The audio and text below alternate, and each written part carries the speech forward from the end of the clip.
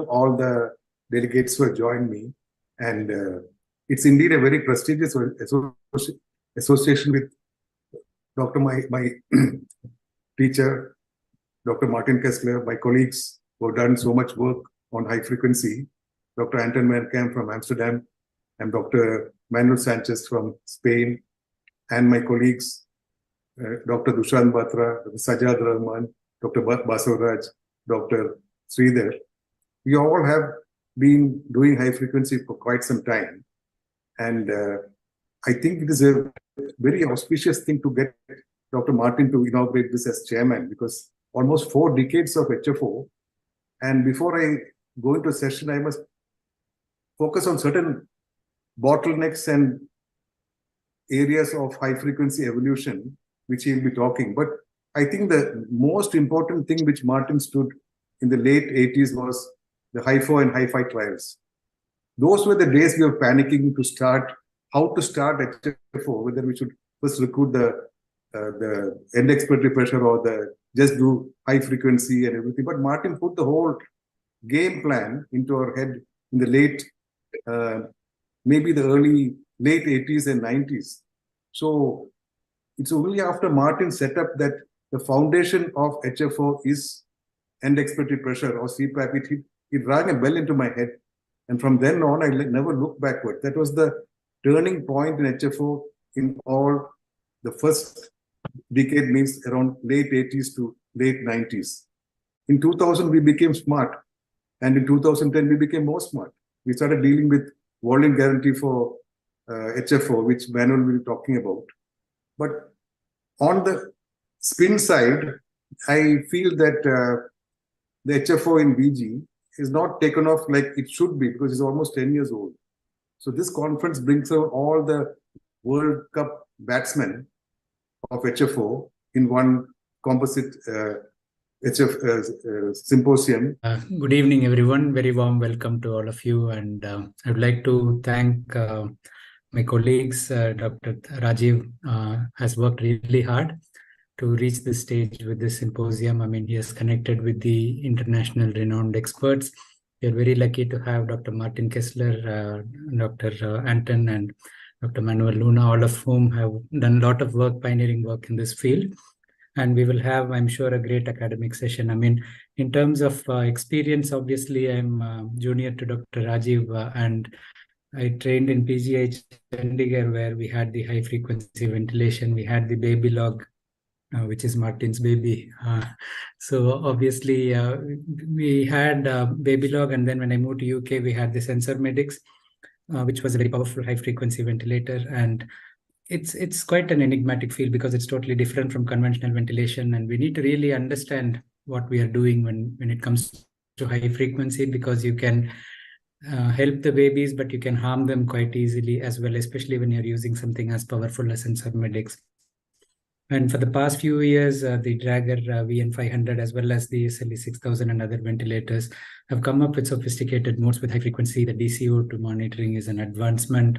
The way we adjust frequencies, previously we didn't go about 10 to 12 hertz, but now we are going 15 to 20 hertz, as we will hear from Dr. Luna for the tiniest babies as well.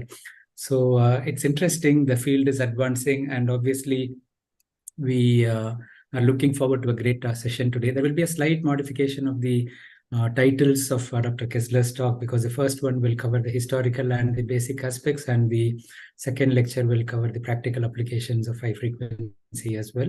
Now I will invite Dr. Manoj to invite Dr. Martin Keszler to start his first talk as well, because we are starting the session live now. Dr. Manoj, do you want to take over and introduce Dr. Martin? I know he has a very long CV, but he specifically requested to keep it brief. So thank you. Thank you, Sridhar. Ladies and gentlemen, I do not think Professor Martin Keszler needs any introduction to those of us who actually practice neonatology. Consider this. In the early years of neonatology, when prevention of ventilation-induced lung injury and practice of general ventilation were still very new concepts, we had Professor Keszler telling us that targeting volumes while ventilating neonates improves most of the outcomes. Such is the greatness of this man.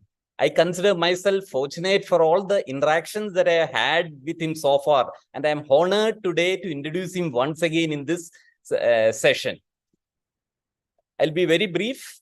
I'll skip half the things that I want to say. Dr. Keszler is a Professor Emeritus of Pediatrics and one of the most esteemed researchers at Brown University. He obtained his medical degree from McGill University and his pediatric and neonatal training at Children's Hospital Medical Center, Akron, Ohio. In 2010, Dr. Keszler joined Brown University from Georgetown University in Washington, D.C., where he was Professor of Pediatrics, Chair of IRB, and Medical Director of NICU and Director of ECMO. He thereafter served on the advisory board of the maternal fetal medicine units of networks of NICHD and was Vice Chair of the Data Safety and Monitoring Board of NICHD Neonatal Research Networks prior to becoming an NRN investigator upon joining Brown. Martin has published numerous original papers, review articles, book chapters, and editorials, and presented over 300 lectures at national and international conferences. Moderator or conducted over 50 workshops or roundtable discussions, and is a visiting professor in over 20 medical institutions in USA and abroad. So without wasting any more time, ladies and gentlemen, let's hear from this legend of neonatology on the evolution and classification of high-frequency ventilation. Over to you, Professor Keszler. You are most kind, and you give me far too much credit, both of you, but thank you nonetheless. Dr. Rajiv has also been far too kind. Can you see my slide? Yes, sir. Okay, Yes. just making sure. So it's a great pleasure to have an opportunity to share with all of you some insights over how high-frequency ventilation has evolved over many years. I was fortunate enough to be there, not quite this far in 1915, but at the beginning of clinical application. The whole concepts did start with a gentleman who noticed that his dog was panting very shallowly and yet did not appear to have any problem exchanging air. And he demonstrated that with rapid blowing down a tube, you can have a spike of gas penetrating through the resident gas. And that was sort of the earliest concept that taught us that you can ventilate at tidal volumes that are near or perhaps even below anatomical dead space. And so the basic concept of high-frequency oscillatory ventilation is that unlike conventional ventilation, where when we apply pressure at the airway opening, that pressure results in flow down the tracheobronchial tree, and pressure eventually equilibrates all the way down to the periphery, and then exhalation can occur. With high-frequency ventilation, these swings in pressure occur very rapidly, and there's no time for pressure to equilibrate. And therefore, there is really more of a mixing of gas and complex mechanisms of gas exchange. But the key concept is that as we move peripherally down the tracheobronchial tree, there is progressive attenuation of the pressure and volume swings. And that is one of the two key aspects of lung protective nature of high-frequency ventilation. The other, I will tell you as a spoiler to Dr. Van Kaam's presentation, is of course optimal lung volume recruitment.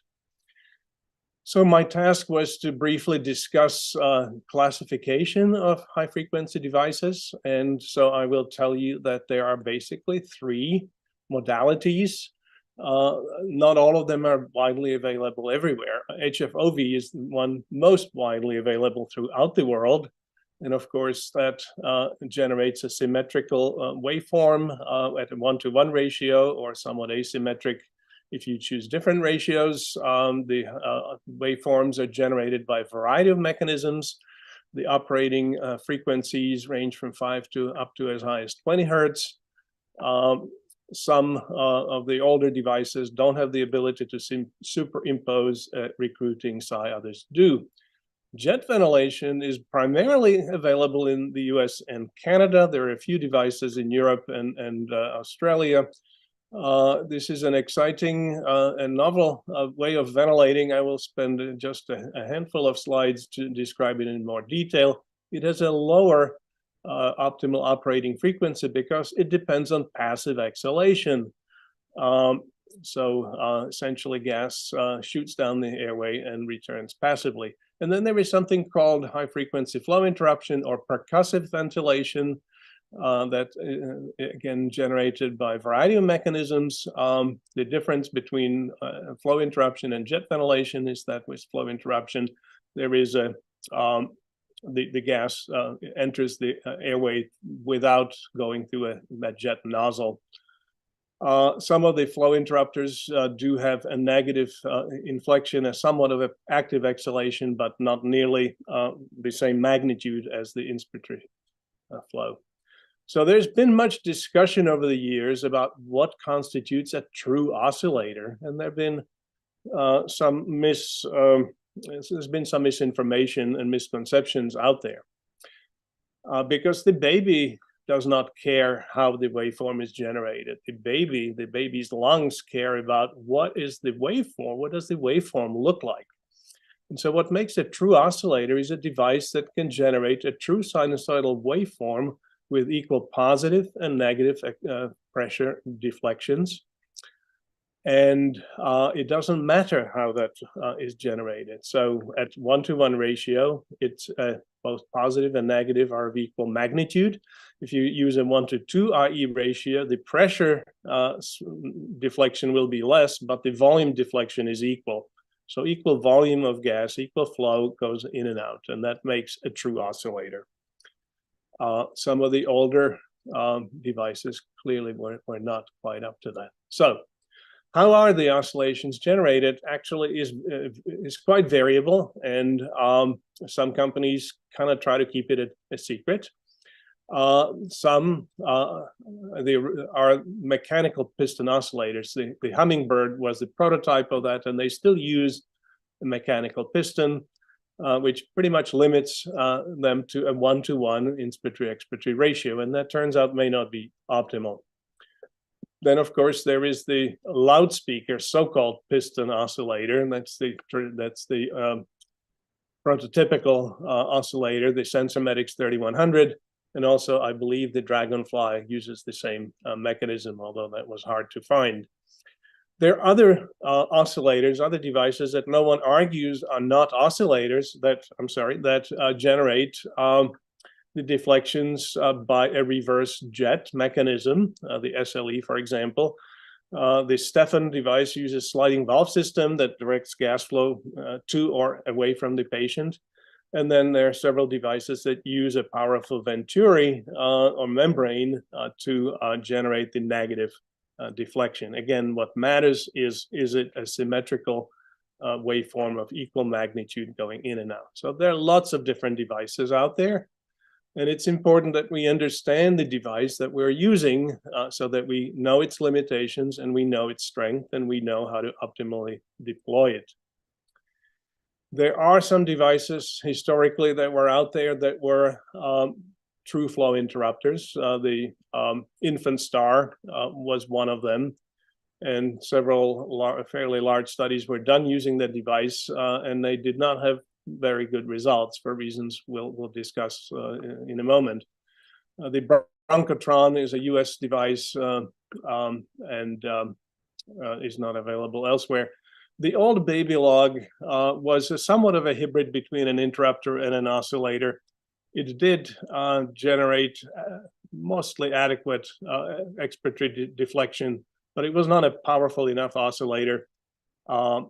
In some circumstances, it had limitations. The new Draeger is a much more powerful device. So there's been a lot of studies that suggest that the not quote unquote not true oscillators are not equally powerful. It's true that, for example, the Draeger VN500 does not quite have the same horsepower as the Sensormedics.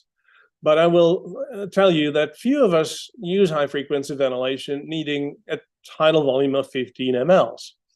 In fact, of course, typically we are going to use high frequency at high frequencies. Whoops. And for my purposes, tidal volume of 5 ml is your biggest baby you're typically going to ventilate, right? 5 ml per kilo. No, you typically use 1.5 to 2 mLs per kilo. So up to 2 kilo, you do fine. And if you use a slightly lower frequency, you can generate what you need. There is this well-known relationship between tidal volume and frequency that is reflected here. So we had spent a lot of time over the years arguing about which ventilator is better, but we, I think, can finally overcome that, and we can look back at a wise person who wrote an editorial in 1965 that points out what we have all come to learn over the years, which is that arguing about virtues of respirators not invented over those readily available can be ended now that it is abundantly clear that the success of such apparatus depends on the skills with which it is used. In other words, it's not the hammer, it's the carpenter. It's how well we are using the device at our disposal, because not everyone has access to the best devices. And yes, some devices are better than others. But if you know what you are doing, you can do well even with not the greatest machine. It's what you have. You have to use it carefully, use it well. All right, so the other task was to kind of take us through the history of high-frequency ventilation. And Dr. Rajiv gives me far too much credit, but it started really clinically in Scandinavia. Dr. Sjöstrand in 1960, something called high-frequency positive pressure ventilation. This was employed in adult patients. It worked. It had benefits. Then people moved on to oscillatory ventilation with some bench experiments. Dr. Lunkenheimer in 1970s, using a piston oscillator, demonstrated in principle you can very effectively ventilate. And then the jet ventilation began to be used in adult patients. Dr. Sanders started using it during airway manipulation. And two Czech doctors, Mira Klein and my dad, Hugo Keszler, worked in Pittsburgh on some clinical applications of high-frequency jet ventilation. So I came into this with some pedigree, I should point out. Then there were folks in Toronto, in Canada, who developed clinically some application of oscillatory ventilation in the 1980s. Bob DeLemos down in the US was instrumental, and there were many others that followed. So really clinical application of jet and oscillatory ventilation began in the late 1970s, early 1980s, with jet ventilation being perhaps slightly ahead in terms of clinical application. Tom Harris, Steve Boros, and I was probably the second or third person to put a baby on a jet ventilator. We did not publish our work immediately, though. And Wally Carlo, Alan Spitzer were also very active in the use of high-frequency jet ventilation. And as I said, we spent a lot of time arguing about whether oscillators or jets are better. Turns out it doesn't matter which you use if you know how to use it well. So back in the early 1980s, this was a jet ventilator that I used. It was a fluidic device. It was quite interesting. We applied the jet through a homemade jet injector. Could not do that today, should not do that today, but that's how we all began a very long time ago. So my early career in high-frequency ventilation involved the jet ventilator. The Bonnell jet came into being in the mid-1980s after I finished my fellowship. And it was an interesting device, microprocessor control, the first neonatal microprocessor control device that has this pinch valve close to the patient and shoots little bursts of gas down the center of the airway, monitors the pressure distally, and adjusts the amount of gas that's being injected to maintain a stable pressure that the clinician chooses.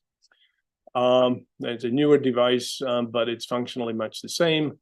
This is essentially how it works. So the gas exchange mechanism is somewhat different from oscillatory ventilation. It shoots bullets of gas down the center of the airway, displacing gas that's resident there. There's some simultaneous exhalation that occurs. It can bring up secretions.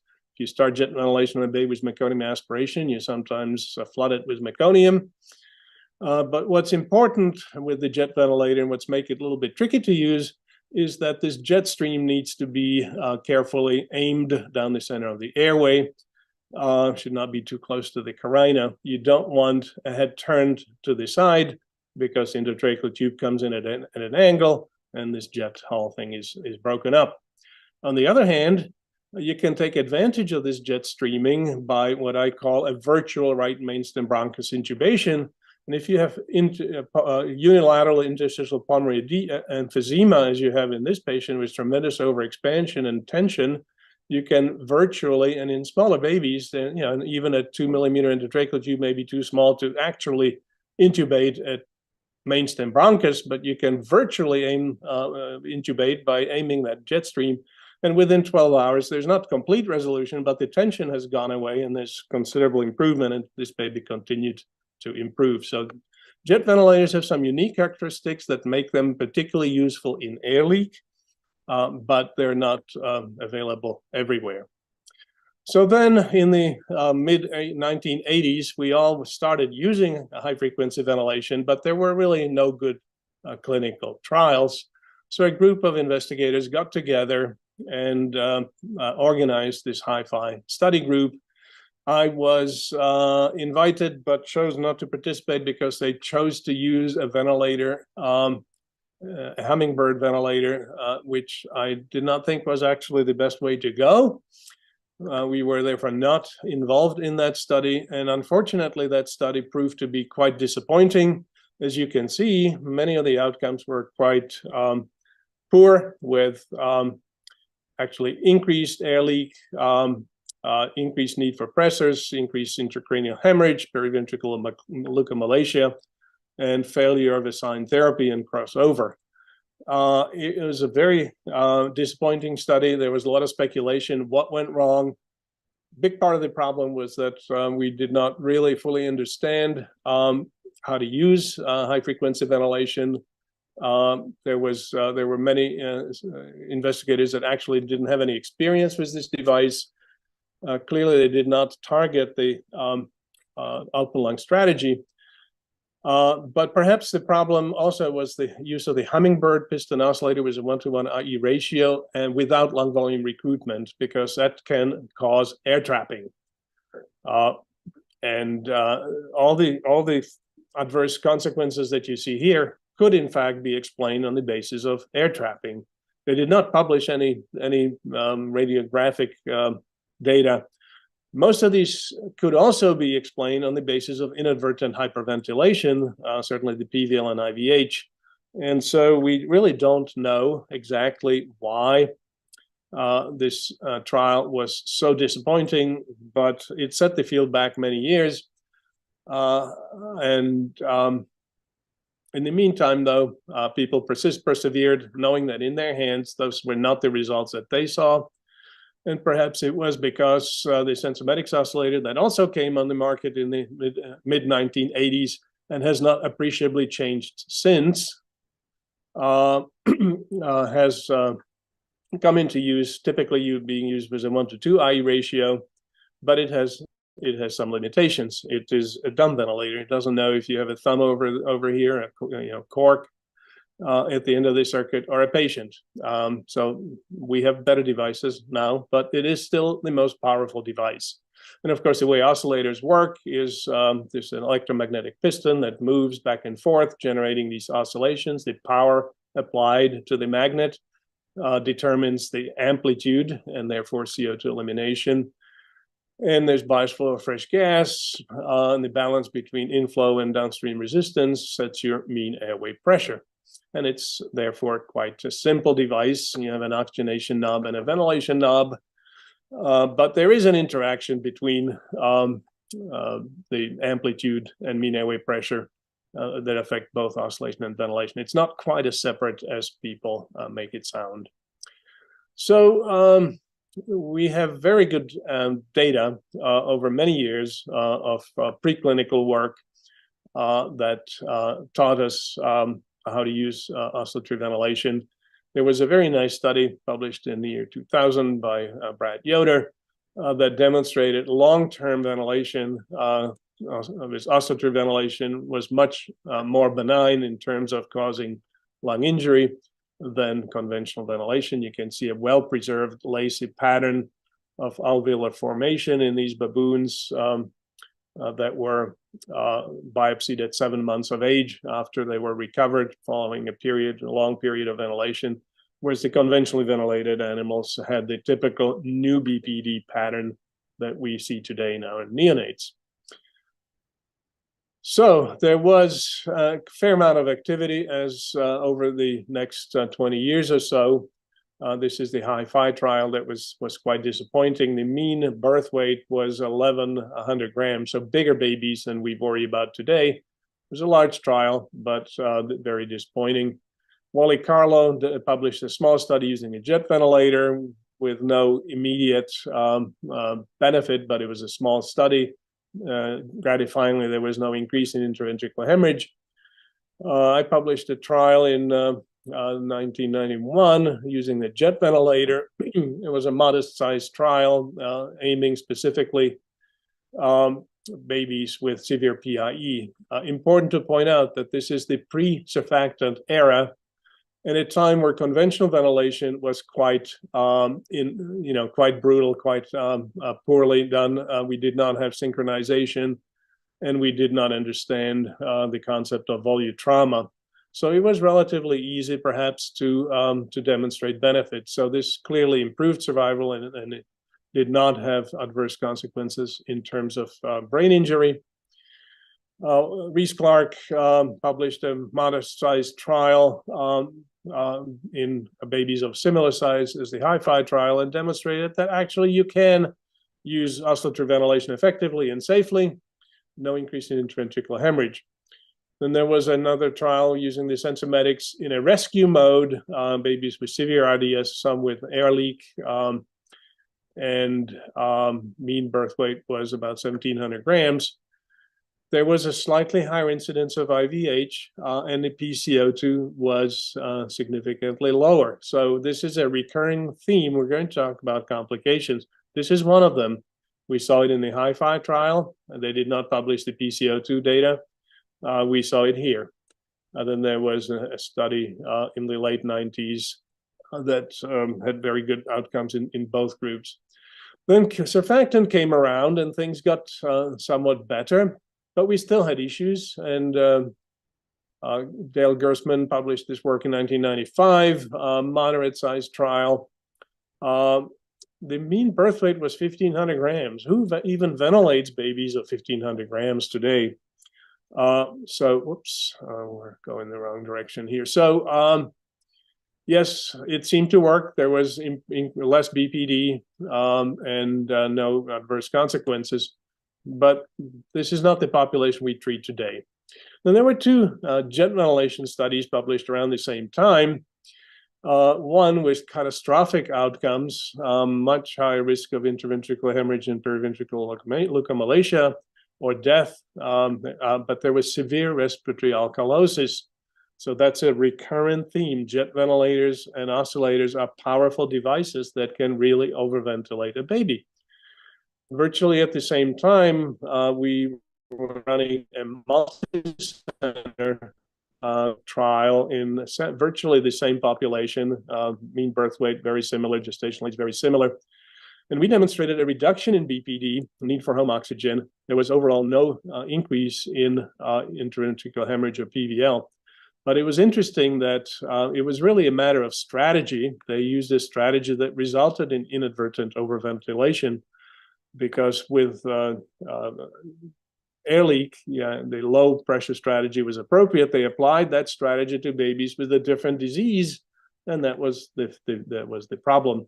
There was a subset in our patients that was also, despite strict instruction to use the optimal lung volume strategy, that was not followed, that had similarly bad outcomes, but it was a smaller subgroup.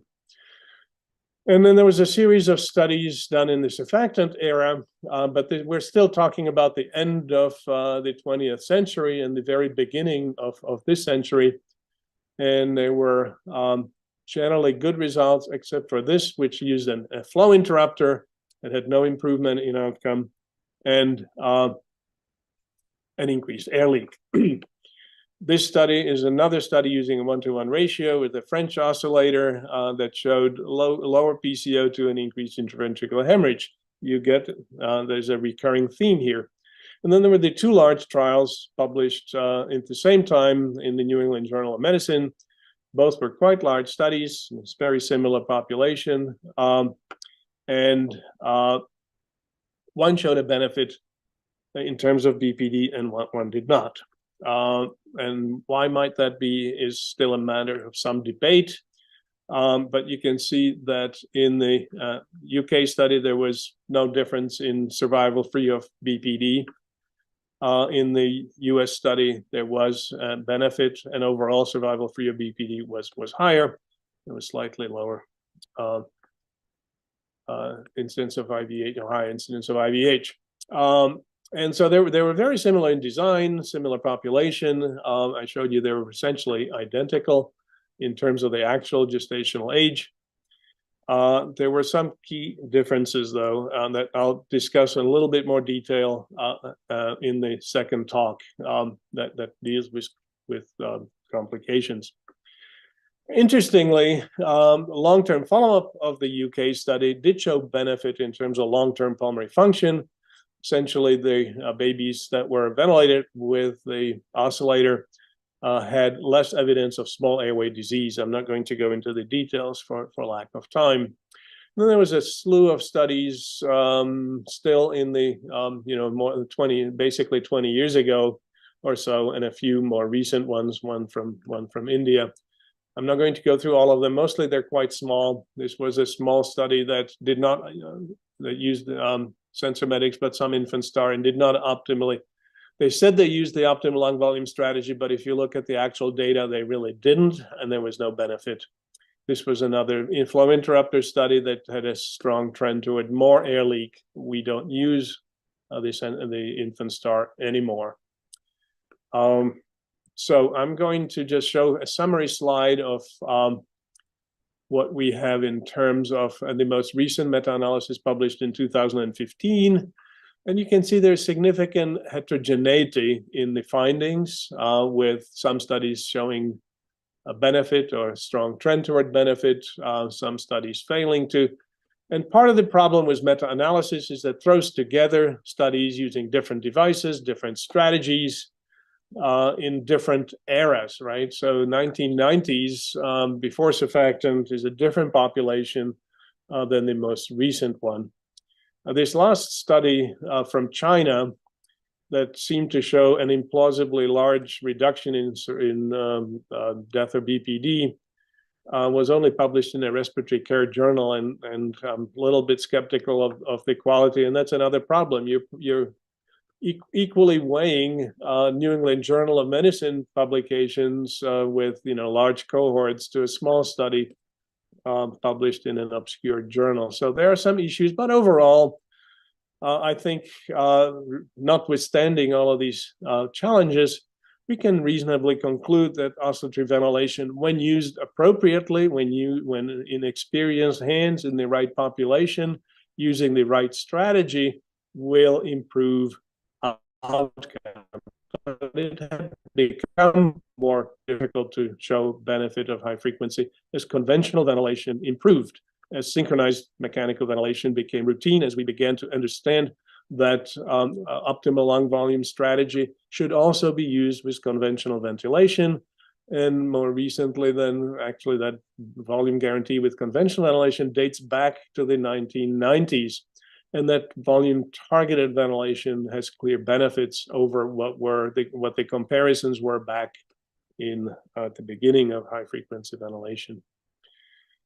So that is the rapid journey through the evolution of high frequency ventilation. And you might ask, is there anything new? And of course there is. It's not that new, actually. As Dr. Rajiv pointed out, HFOV-VG has been around for almost 10 years now, but it is not being used as much as I believe, and he believes, and many of us who, I'm sure Manuel does as well, is not used as much as it should be, and we will spend a fair bit of time talking about that. And with that, I will leave you. This is what happens when your funding runs out. If you want to read more about things, the flyer had a previous edition of the assisted ventilation book. There is a 7th edition out a couple of years ago. So thank you very much. I will stick around till the very end, so there will be opportunity to ask questions. And I will stop screen share. Thank you for your attention.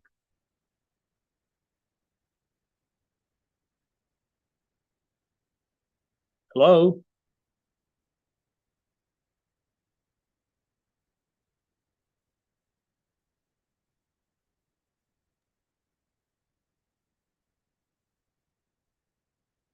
Hi, Dr. Martin. Thank you. Dr. Manoj, are you there?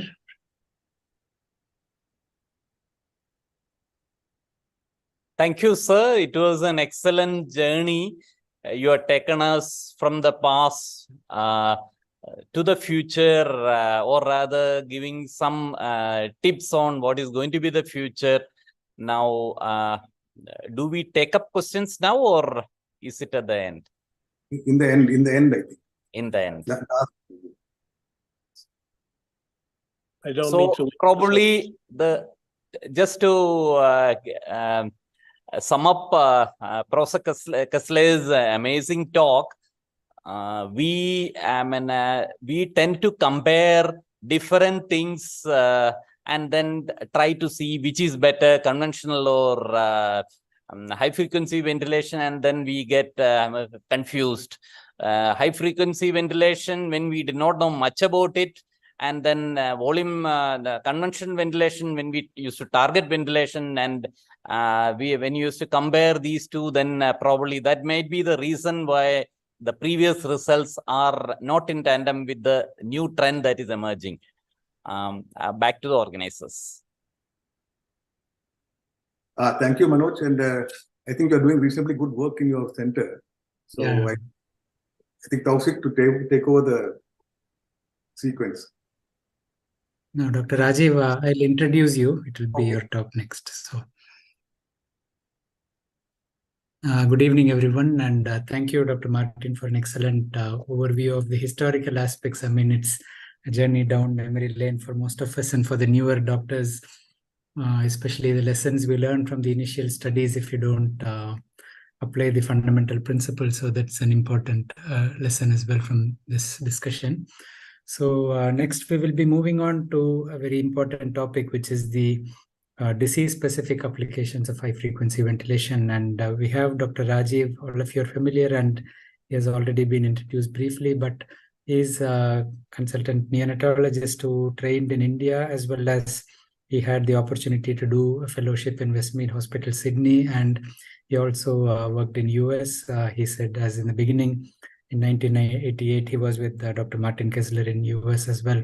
And he has done pioneering work in the private sector in India. Most of the tertiary level neonatal care in India in the late 90s, early 2000s was in the public sector hospitals, and Dr. Rajiv established one of the first good NICUs in the southern India, in Kerala, in Kochi to be specific. He also had the opportunity to introduce use of sildenafil and PPHN in that region. And he has published many papers, and he has authored many books. The most important one was the neonatal ventilation textbook, which was recently published, and now the second edition is going to be coming soon. He has also authored multiple books on non-invasive ventilation, the one on practical use of CPAP as well. So without wasting more time on introducing him, I mean, it has been my pleasure to know him for a long time here, and we have been working together with the IAP Emirates, and I have to really say hats off to his energy levels and commitment. He has really single-handedly organized this symposium, bringing in the world caliber speakers as well for all of you. Over to you, Dr. Rajiv. Please start your presentation. Thank you, Sridhar. And I move on. And I think Dr. Martin's lecture was very conducive to our lectures because we always have to know from history where we started. But I think I should focus entirely on my journey through so many specialists who trained me and made me get into mental software. So I could address any aspect of HFO with a good evidence-based practice. Now, to start the basics, you must understand that panting was the primary visual observation on which the whole evolution by Brand and Fries, the early 90s, this was able to give tidal volumes with effective ventilation, very close to the anatomic dead space. And the frequency was around 2 Hertz, that means 120 breaths a minute. So this is the fundamental principle which you are not able to fathom in those days, how the dog was able to hyperventilate, in our words, and have effective gas exchange with less than that frequency of about 2 Hertz. Next slide. Now, this basis is very, very important to understand HFO.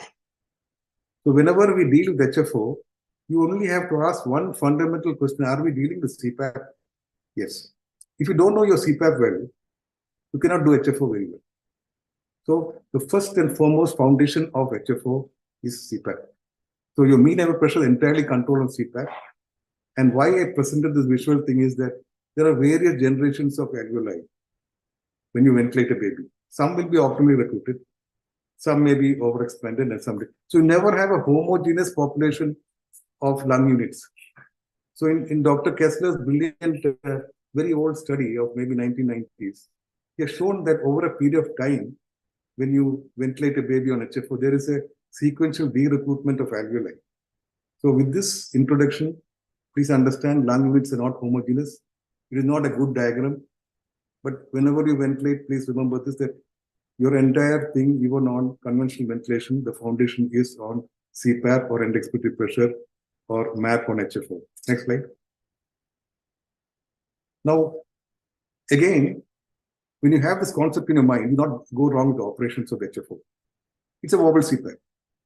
So unless you set your structure of the FRC properly, at that point in time, at any point, you can be recruiting the lung, or you can be in stable phase, or you can be weaning phase. At all points in time, you have to ask the fundamental question: am I operating at an optimal FRC or optimal lung volume, which Anton will be talking next lecture. And on top of that, you're blowing very nicely some tidal volume. So the contribution of your chest movement or tidal volume of Hertz is only minimal unless it comes to very powerful oscillators like sensormedics. There, the ventilator is so powerful that it can have a small effect on the mean airway pressure. So by and large, all ventilators, you can independently control the FRC or mean airway pressure and tidal volume separately, and with good results. So whenever you ventilate, this fundamental diagram should be in your mind. We are only oscillating on top of a FRC. Next slide. So if you have this fundamentals in your mind, that this is the foundation, you will never go wrong with your basis of doing HFO. Next slide. So to definition is of HFO is above 2 Hertz, above 120 breaths a minute. And generally in HFO, we are trying with up to 15 Hertz. But now Anton has gone in a, Anton and Sánchez have gone in a different way. They're trying to ventilate with 20 Hertz. So my point is, if you're ventilating from 5 Hertz to 20 Hertz, you must remember another diagram, which I'm going to present shortly. Next slide. This is what we know. We all thought it from the uniform lung inflation. It improves gas exchange, reduces air leak, and decreases inflammatory mediators and recover leukocytes. It improves gas exchange, reduces lung injury. This we all know. Next slide.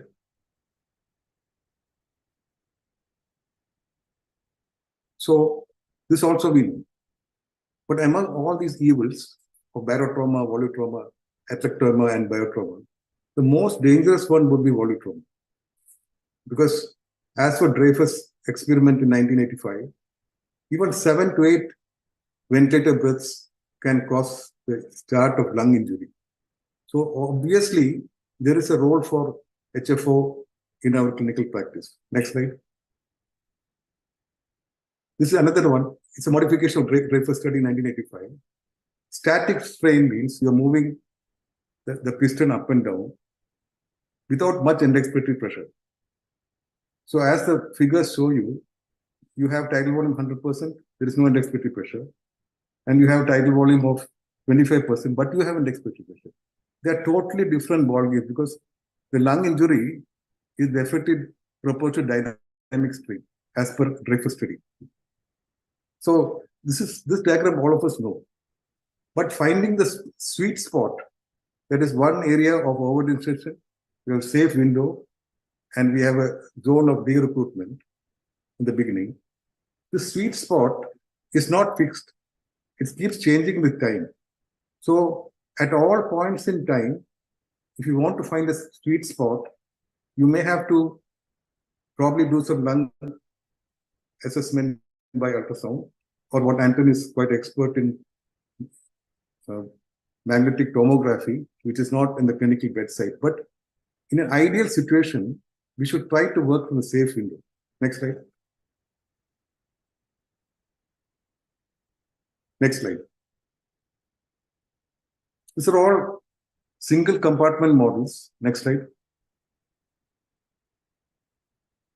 This is a de-recruited lung.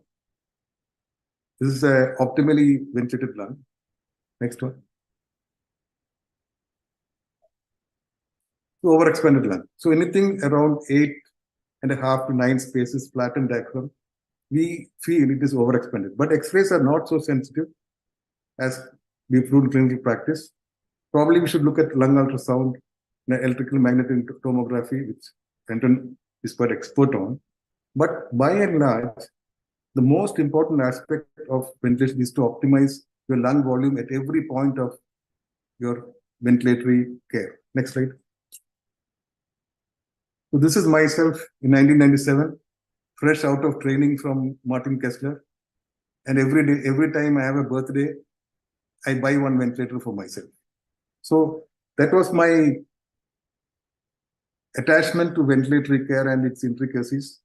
And I was fortunate that a lot of very important people like Martin Ramanathan and Edward Bell taught me. So I could integrate what I learned from them appropriately at every point in time. Next slide. Next one. So these are the 6 principles of how the gas exchange of it, partly Dr. Martin's already told you. So we have to move the gas from the vocal cords down to the alveoli. It all depends on time constant. But in HFO, the principles are quite different because there's no conventional gas exchange except for this 5-6 mechanism. The first thing is called asymmetrical velocity profile. That means the fresh gas moves into the central part of the airway, and the stale gas comes out of the peripheral part of the airway. The second is the regional mixing between 2 units called pendulum. Those with different time constants, they exchange gas. There is direct ventilation, and there is also radial mixing and turbulent flow. And these are the 5-6 mechanisms on which the HFO principles work. Next slide.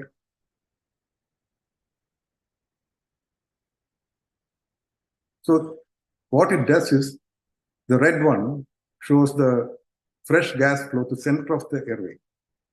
And by streaming, the stale gas and the carbon dioxide comes out the periphery of the airway. This is the optimal gas exchange occurring if you recruit to the lung alveoli and your time constants are all right. Next slide. So this is a principle which you have to always keep in your software.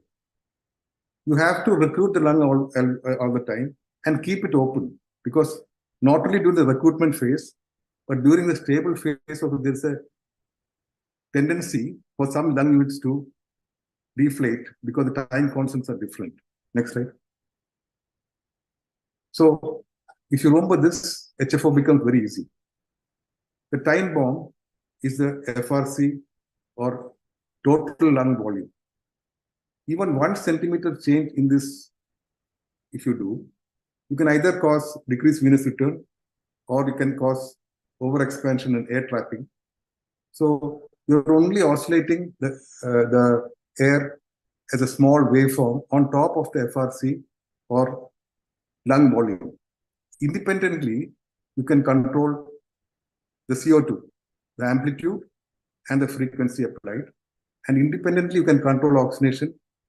I'm using the rough word CPAP to emphasize the importance of the end expiratory pressure or MAP or CPAP on HFO. So independently, you're controlling O2, but in volume guarantee, these things may slightly change. Next slide. So we are trying to prevent what is occurring in conventional ventilation and 8 ventilated breaths, the peak inspiratory pressure and the inspiratory time. So we're trying to limit pressure exposure with minimal tidal volume. So the code word for HFO is you should try to use minimal tidal volume and try to use the optimal CPAP to profess that you've done the ventilatory strategy well. Next slide. So the principle of HFO very simple. On CPAP or mean air pressure, you're oscillating a small amplitude of waveform. Next slide. This is an easy diagram to remember. Why I said PEEP is just to make you convinced that the whole thing controls the mean air pressure. So in HFO, it's mean air pressure. And this controls oxygenation directly. But this equation may change with volume guarantee. Next slide. So this is what we had taught almost 30 years back. I deliberately put it wrong for a certain amount of reason. If you see the arrows, they're all wrong. So if you are between 7 and 8 ribs, it was discussed by experts to increase the mean air pressure by 1. And if it was by 10 and 11 ribs, to reduce it by 1 centimeter. So the target ribs to be targeted is 8 to 9.5 ribs. This was the teaching almost 30 years back. Still holds good to some extent. Next slide. These are the machines which Dr. Martin discussed. Next one. So the primary difference between these two is that in conventional ventilation, it's basically the frequency into tidal volume to give the alveolar ventilation. Whereas in HFO, it is frequency into tidal volume squared, which is reflected as the carbon dioxide DCO2 or carbon dioxide elimination coefficient. Next slide. So in HFO, the DCO2 is called VT squared, tidal volume squared into frequency. Next slide. This is important. This depends on how you set the frequency of the hertz at the bedside based on the lung disease. It is based on the airway resistance, compliance, and the normal resonating frequency of the lungs. So normal lungs, it's in the range around 10 to 12, we set the hertz. And this curve shows that the compliance is good.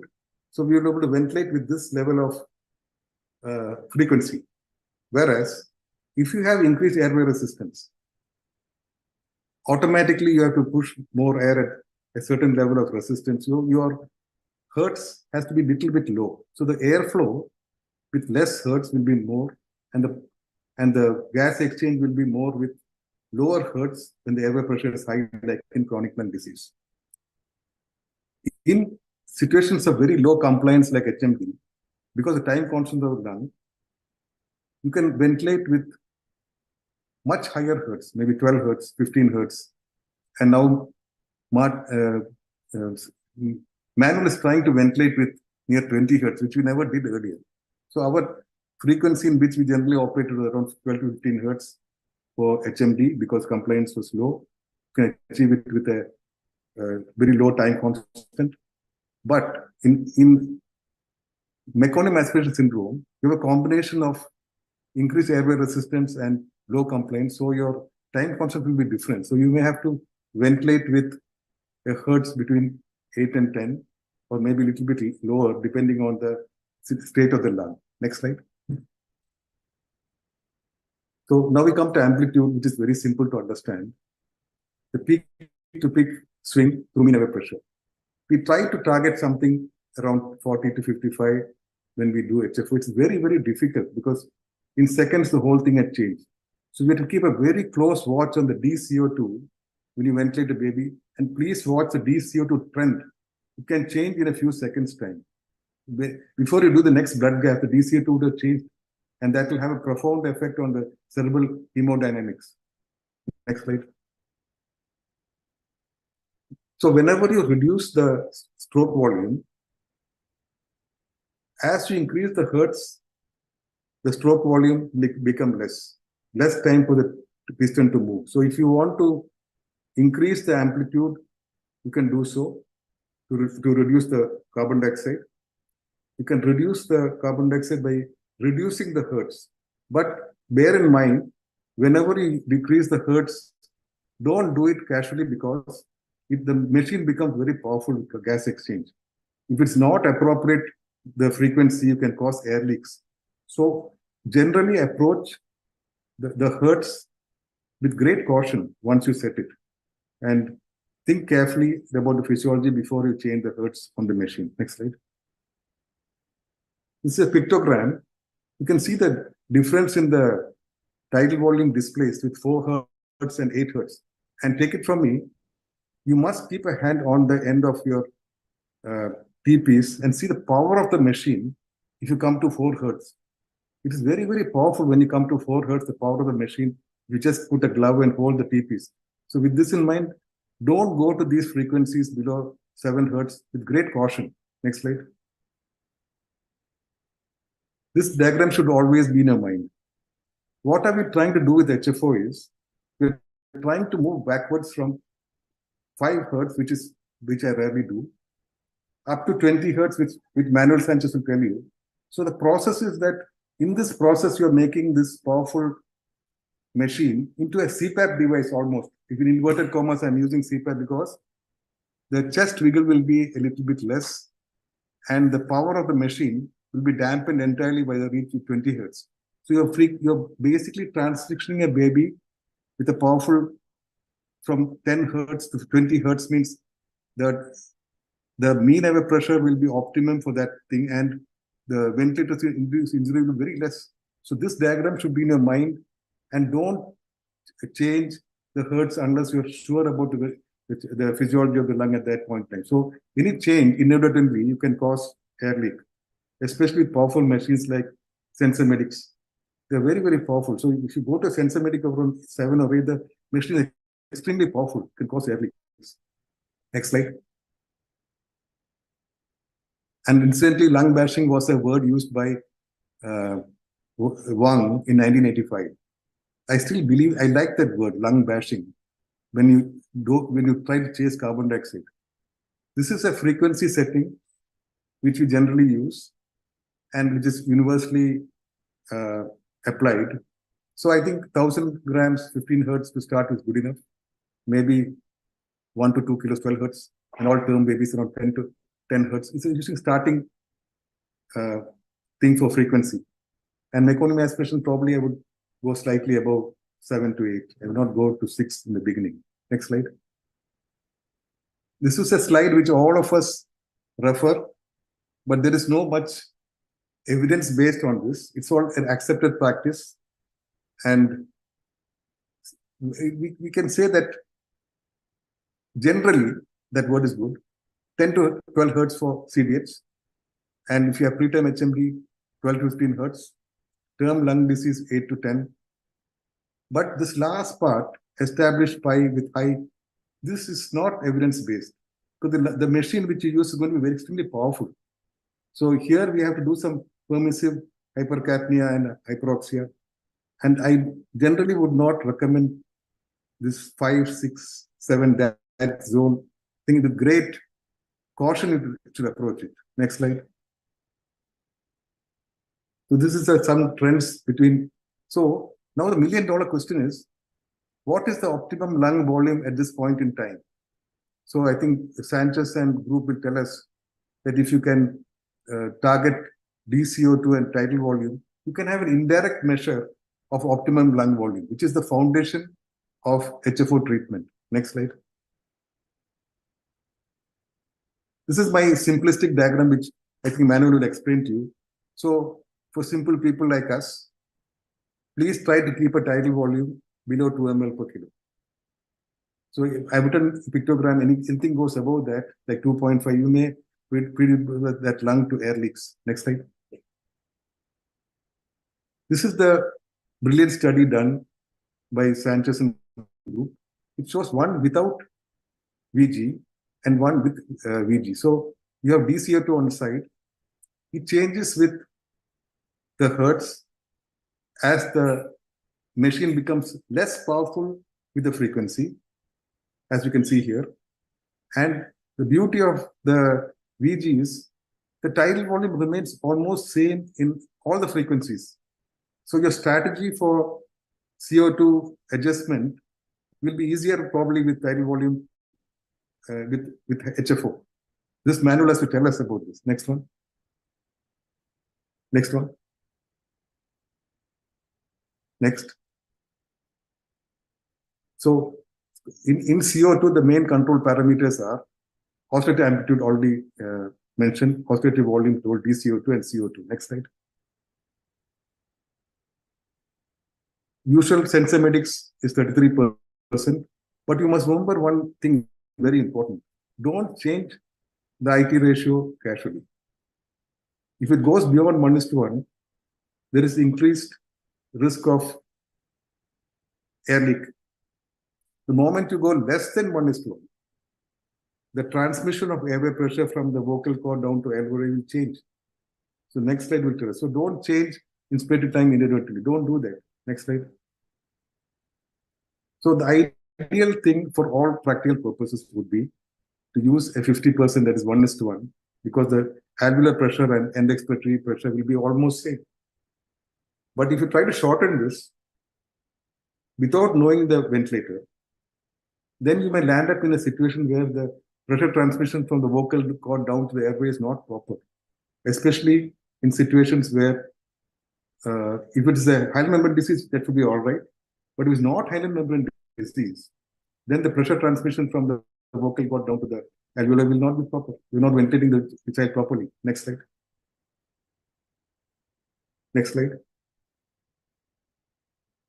So this is how to open a lung. It's a recruitment manual. So you first open the lung and try to keep it open. Next slide. So this is from Suzuki in 1992. You have a lower inflection point, and from there the lung opens up. And after a certain point in time, you'll find that the oxygenation doesn't improve much. And in fact, you may slightly make the baby desaturate or hypotensive. From there, you go backwards into the downward limb to an extent that, again, the oxygenation, which has improved, becomes again going to desaturation. That is a lower inflection point. We are always trying to work at the lower inflection point in HFO. Next slide. This is from David Tingay. Whenever you ventilate a lung, think carefully about this, but never feel that the lung is a single homogeneous unit. It's made up of totally different lung units unless you're dealing with pure and simple atelectasis. Next slide. This is a lower inflection. This is lung deflated. Then as you go up on the peripheral volume curve, next one, it is recruiting. The next one, it's again optimally recruited. Now it's overexpanded, total lung capacity. And as you come down, you come to critical closing pressure, in which is almost same like your one you started the lower inflection point. So you are trying to ventilate the baby on the deflating limb of the pressure volume curve. I wish it was so simple. So when you utilize a recruitment maneuver, when you're initiating HFO to recruit lung. After disconnect or loss of FRC, after suctioning, inability to wean FiO2. Probably I would focus more on this. And when you want to consider increasing mean airway pressure. Next slide. Recruitment management recruit lung allow me to maintain the baseline and thus not increase support. So this will keep you in the same point in pressure volume curve without using higher pressures. I started my career in 1997 with Infrastructure, graduated to baby this sensor, this SLE, and used VN500. Next one. This all is covered by Dr. Martin. Thank you, Martin. Next one. This from Martin's own reference 10 years back. He's already covered this. Next one. Generally, use a 1:1 ratio, but in a sensibility is fixed as 33% of the eye time, and that we cannot change it. Next one.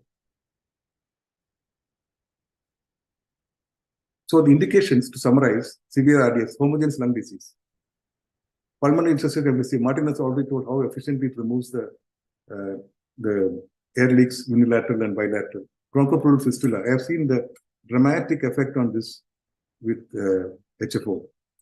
Selective efficacy, the PPHN, meconial aspiration, pneumonia, diaphragmatic hernia, pulmonary hemorrhage, BPD. Next one. Established indications: PI, pneumothorax, respiratory failure responding to conventional ventilation, adjunct to INO, pulmonary hyperplasia. That's anecdotal. Next one.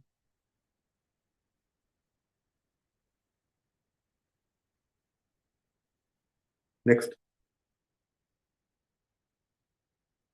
This is what I like to do. So whenever the peak pressure goes beyond 22 in the preterm or nearing 25 in a term baby, I would do this. But by and large, if your oxygenation index crosses 13, our unit is very comfortable with HFO. But maybe now with conventional ventilation, with targeted volume, we may achieve. But by and large, in my unit, I would use HFO with oxygen more than 13. Next slide. Contraindication is extremely important.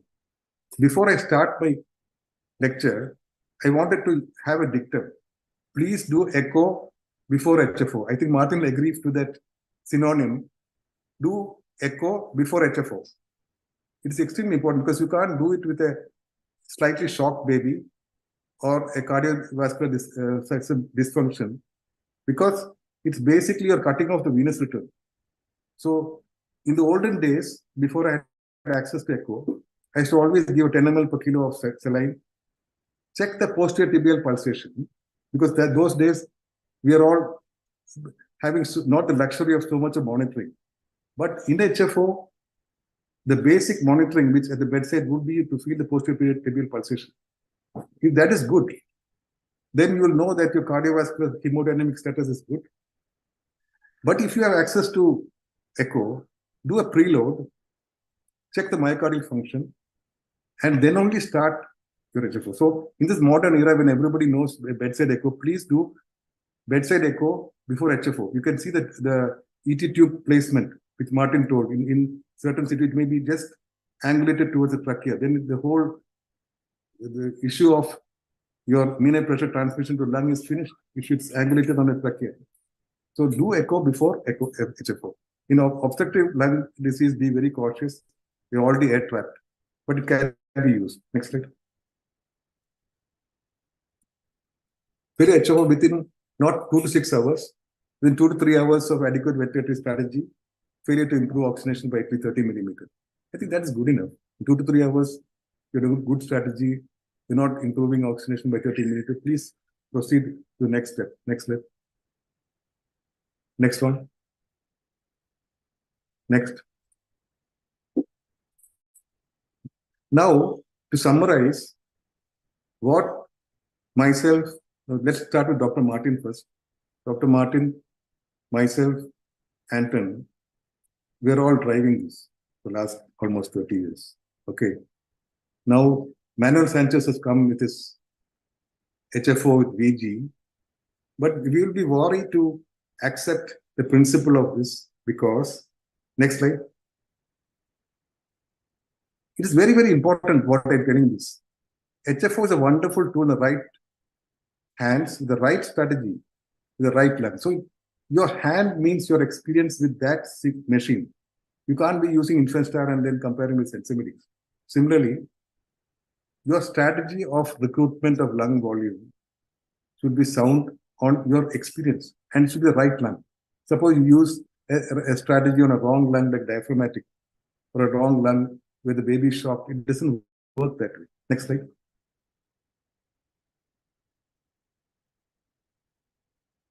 Last slide. Next one. There's one more slide. No? No. There was one last slide. Anyway, I'll just tell it verbally.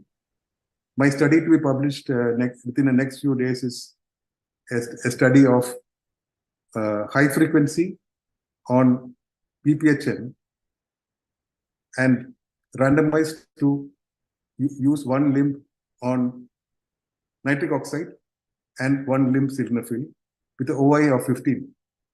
We found that the failure rate in sildenafil thing was around 19%, and INO was definitely better. But the neurodevelopmental outcome of these babies at 7 years was strikingly different with sildenafil compared to nitric oxide. I think that slide is not there, but it will be published in the next 3 days. Thank you very much.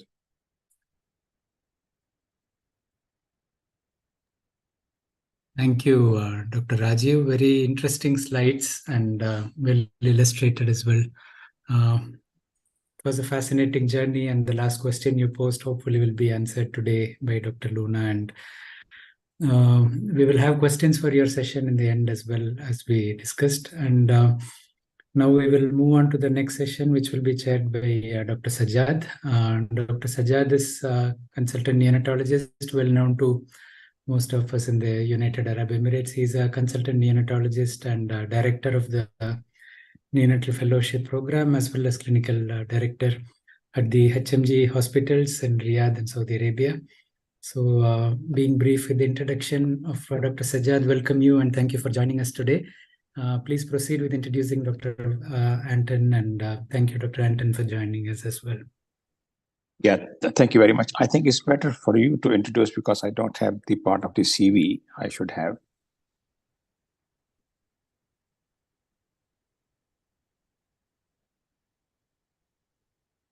Hello? Thank you, no problem at all. Yes, please. Thank you very much. Appreciate that. So I'll be brief with the introduction. Of course, most of you know Dr. Anton, who is one of the pioneer researchers on high-frequency ventilation, and he has written widely as well as written many chapters on high frequency as well. He's working in the neonatal intensive care unit. I'm actually know very well about his work on high-frequency ventilation. As we discussed and as Dr. Martin requested, we'll keep the introductions very brief, and obviously, hopefully, Dr. Anton, you'll be able to stay till the end, or we'll have questions at the end of this session. No, I have to leave after the talk, so sorry. Okay, so we will have questions for fine. you at the end of your talk. So please proceed with the lecture. Thank you so much. I'm going to share my screen. Yes, thank you. Thank you. Welcome, Dr. Anton. Can you see it? Yes. Yes, Okay, yes, we can. Thank you very much. Okay, thank you. So thanks for the invitation. Pleasure to join you on this wonderful webinar. And I'm going to focus in my talk a little bit more on the strategy of high-frequency ventilation. And these are my disclosures. So I think it's important to ask ourselves the question, is this webinar still relevant? Do we need to talk about high-frequency ventilation or ventilation whatsoever? Because as you all know, we are managing our babies more and more on nasal CPAP. And this is some data from the US where they looked at the modes of respiratory support for babies, preterm babies below 32 weeks over the years 2008 up to 2017. And you can see here in what's indicated in blue is the percentage of babies that actually was ventilated at some point in time during their admission. And you can see there is a slight decrease over the years, but still 50 to 60% of the babies below 32 weeks end up on a ventilator at some point in time during their admission. And in the dark blue, you can see that, well, roughly of these babies, a third will actually be treated with high frequency ventilation. So I think it's important to talk about high frequency as one of the modalities that we can use in our newborn babies. It all has to do with bronchopulmonary dysplasia. Of course, you all know it's a multifactorial disease, but still, mechanical ventilation is considered an important risk factor in the development of bronchopulmonary dysplasia. This was nicely shown by a cohort study in the Italian network, where they tried to identify risk factors for development of bronchopulmonary dysplasia. And as you might expect, one of the risk factors they found in their cohort was, of course, mechanical ventilation. What was really important for me, and I think important for you too, is that they also looked at ventilation duration. And as you can see, they divided ventilation in 3 groups, up to 24 hours to 7 days, and more than 7 days.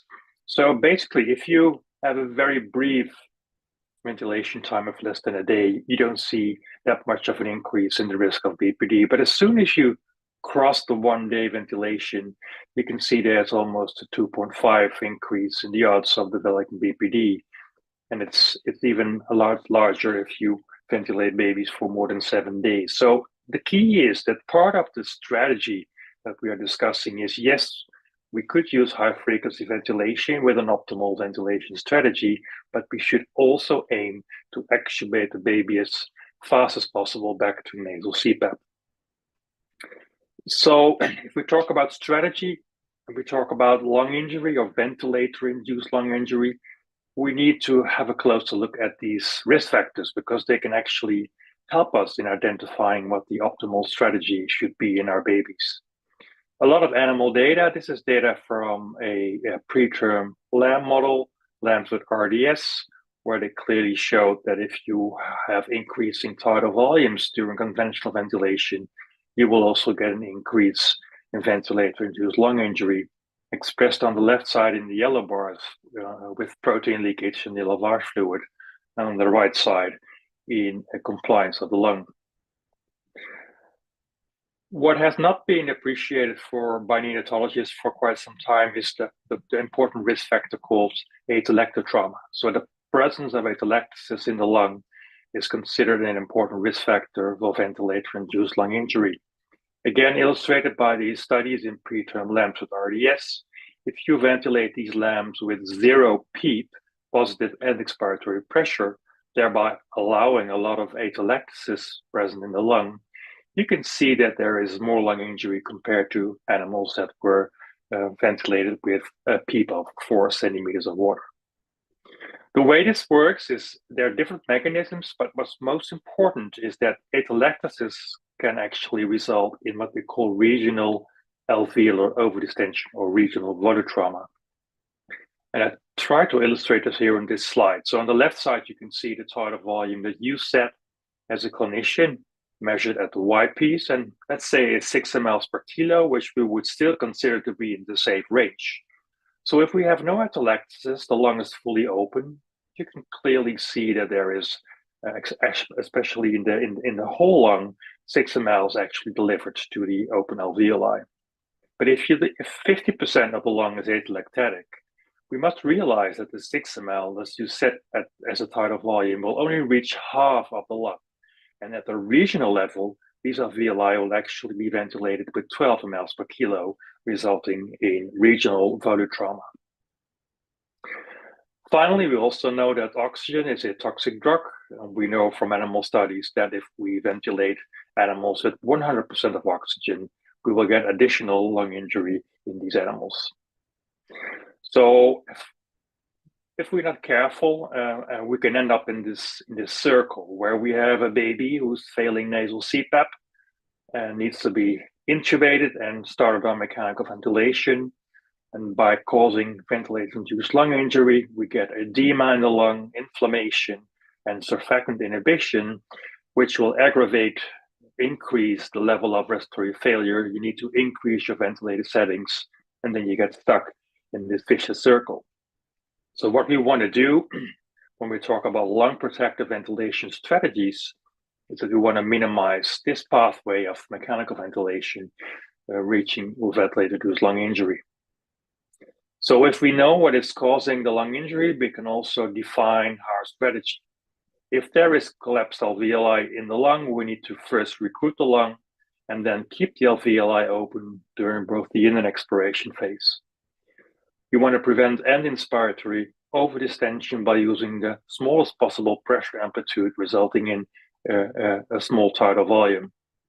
And of course, you want to reduce oxygen concentration and thereby oxygen toxicity.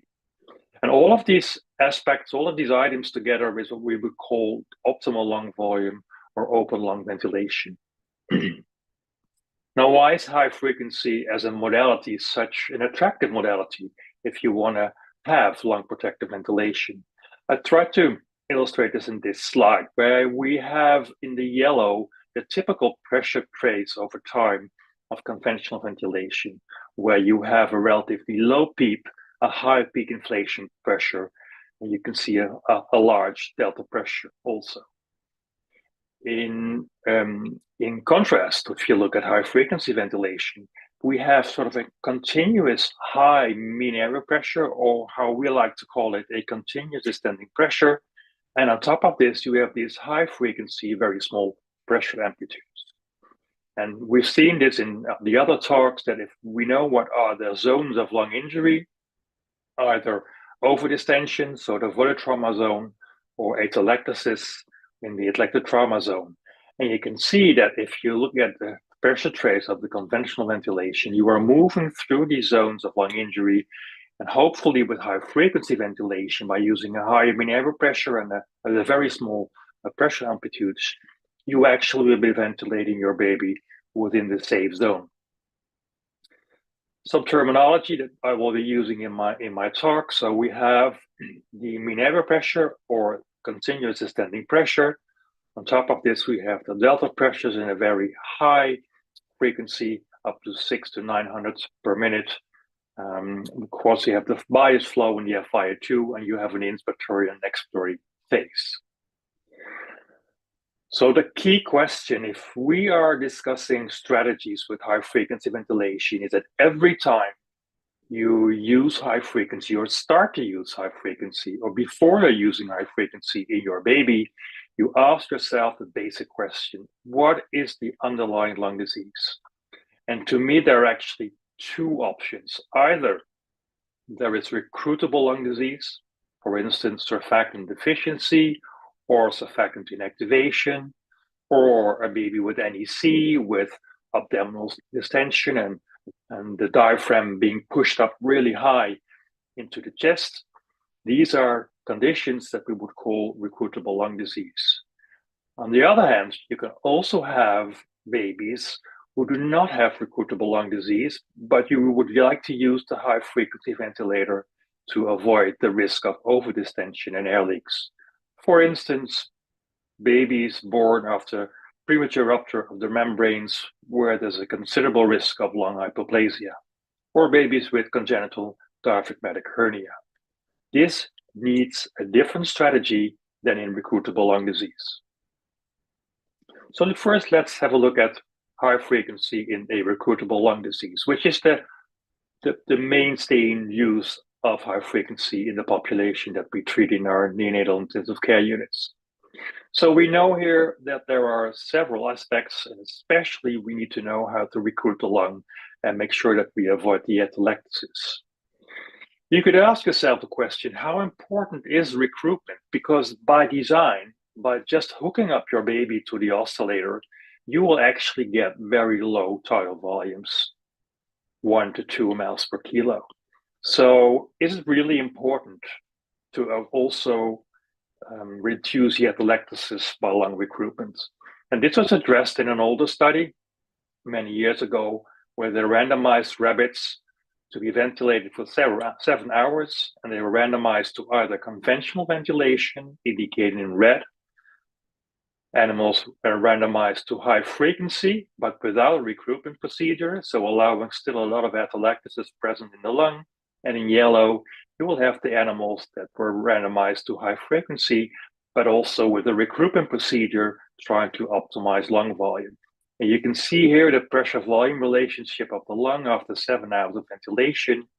You can see that in terms of the pressure-volume relationship, this is almost completely destroyed in the animals that were treated with conventional ventilation, as indicated in red.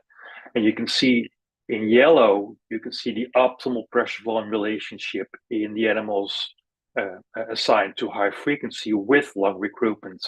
And look at the blue pressure-volume relationship.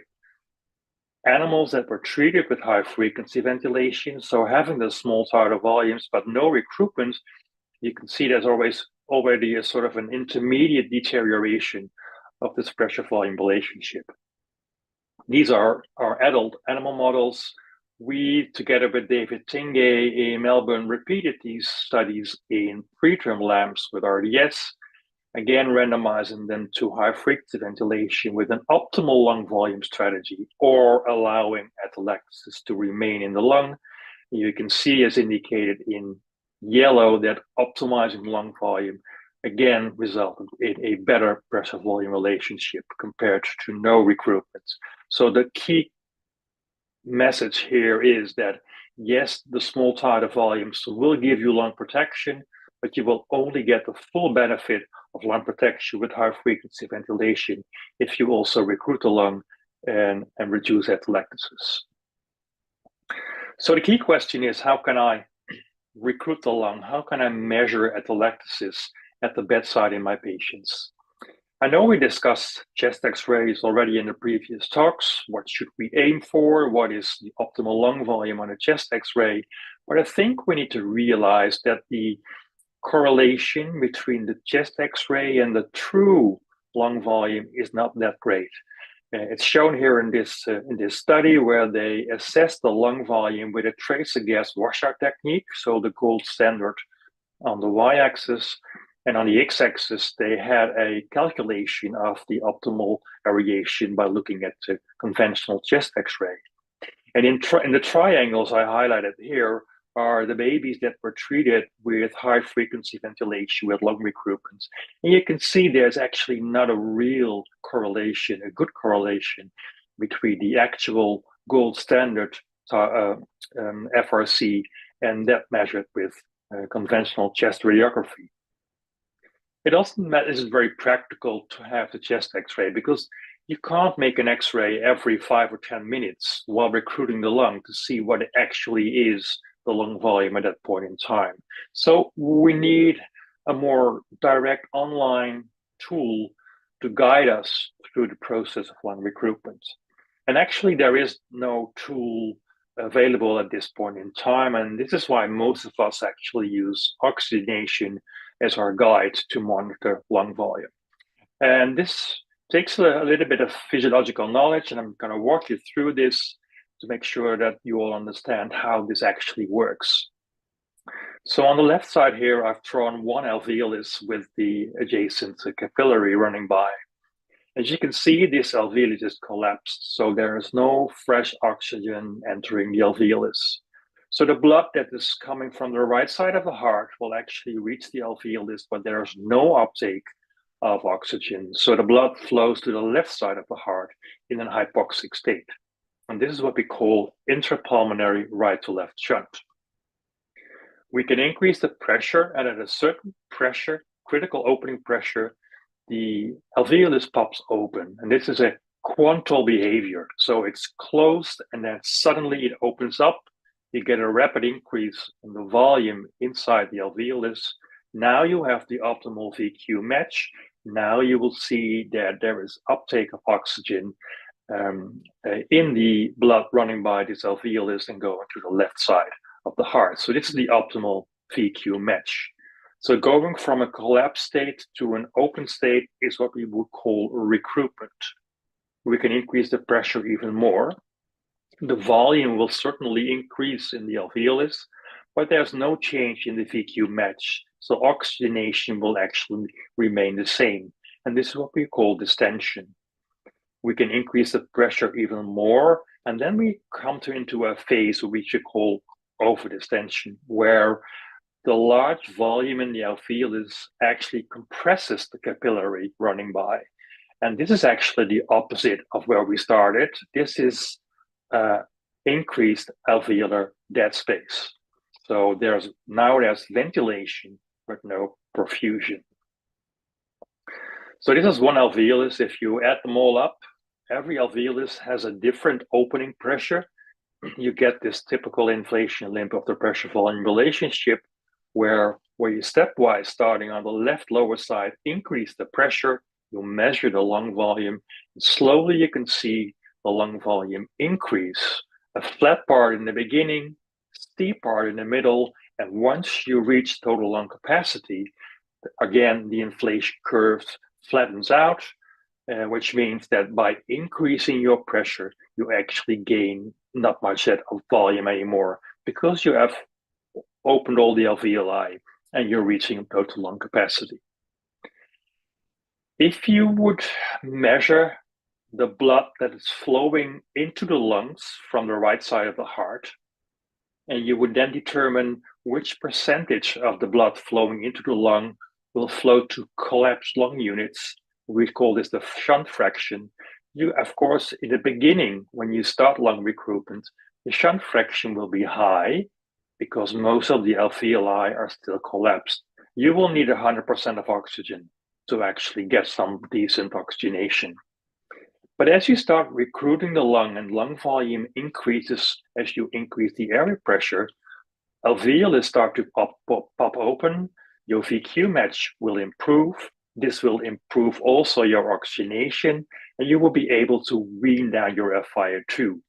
And if you have fully recruited the lung, theoretically, if this is the only issue inside the lung causing cyanosis, then you could actually ventilate a baby in room air, an FiO2 of 0.21, if the lung is fully recruited and the shunt fraction is below 10%. An important law we need to take into consideration is the law of Laplace, which states that the pressure you need to open up or keep an alveolus open is 2 times the surface tension divided by the radius. And the radius is where it gets really interesting, because it means that if you recruit the lung, if you recruit the alveolus, the radius will suddenly increase. And as the radius increases, it means that the pressure you need to keep an alveolus open will be much lower. So in fact, what you see based on Laplace is that in the beginning, when the lung is collapsed, the alveoli is collapsed with a very small radius, you will need a high pressure to open it up. But as soon as it pops open, the radius increases significantly, and the pressure to stabilize the alveolus will be much lower.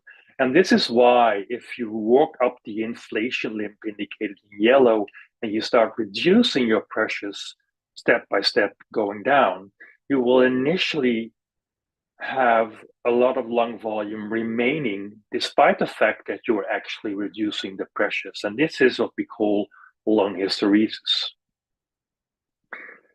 If you look at the shunt fraction, going now from an open state and moving down the deflation limb, actually you will see that the shunt fraction and thereby the oxygenation will remain stable for a longer time than during the inflation limb. And you will actually can keep the FiO2 low until a certain point in time where the pressure becomes too low and some of the thickest alveoli start to collapse and your VQ match will be reduced and you will get more hypoxemia in these babies. So to illustrate this again, this is a piglet lung, surfactant deficient. We start increasing the pressure, not much is happening. Now we can clearly see there is an increase in lung volume, and here we have fully recruited the lung. Now we will go down on the deflation limb back to the identical pressures that we used on the inflation pathway. And you can clearly see there is a large difference in lung volume at the same identical pressure in these lungs because of lung hysteresis. And Here on the deflation limb is where we want to ventilate our babies. So you might think this is all very nice, rabbit lungs, piglet lungs, what about real babies? And this is data that we had from our unit where we used electroimpedance tomography, a new tool still largely under research that actually can measure changes in lung aeration, for instance, in preterm babies on high frequency ventilation. And here we actually measured the change in aeration while we were increasing and decreasing the main air pressure during high frequency ventilation. And in these babies with RDS, you can clearly see there's an inflation, deflation limb, pretty similar to the animal lungs, meaning there's lung hysteresis in these babies, which we actually can use to position ventilation on the deflation limb and have the more optimal lung volume at the same pressure. Same goes for bigger babies, term babies with other underlying lung diseases. This is data from David Tingy's group, again with a different technique showing that there was a typical inflation and deflation limb pressure present in these babies, and also considerable hysteresis that we can use when ventilating these babies. So this is the overview of the basic strategy that we use in the Emma Children's Hospital in Amsterdam when we get babies on the oscillator. The oscillation is the primary mode of ventilation in our unit. You can see mean air pressure on the y-axis, the time on the x-axis. We tend to start at a relatively low mean air pressure, 8 or 9 centimeters of water, and then slowly increase the pressure step by step until we reach what we would call the open lung.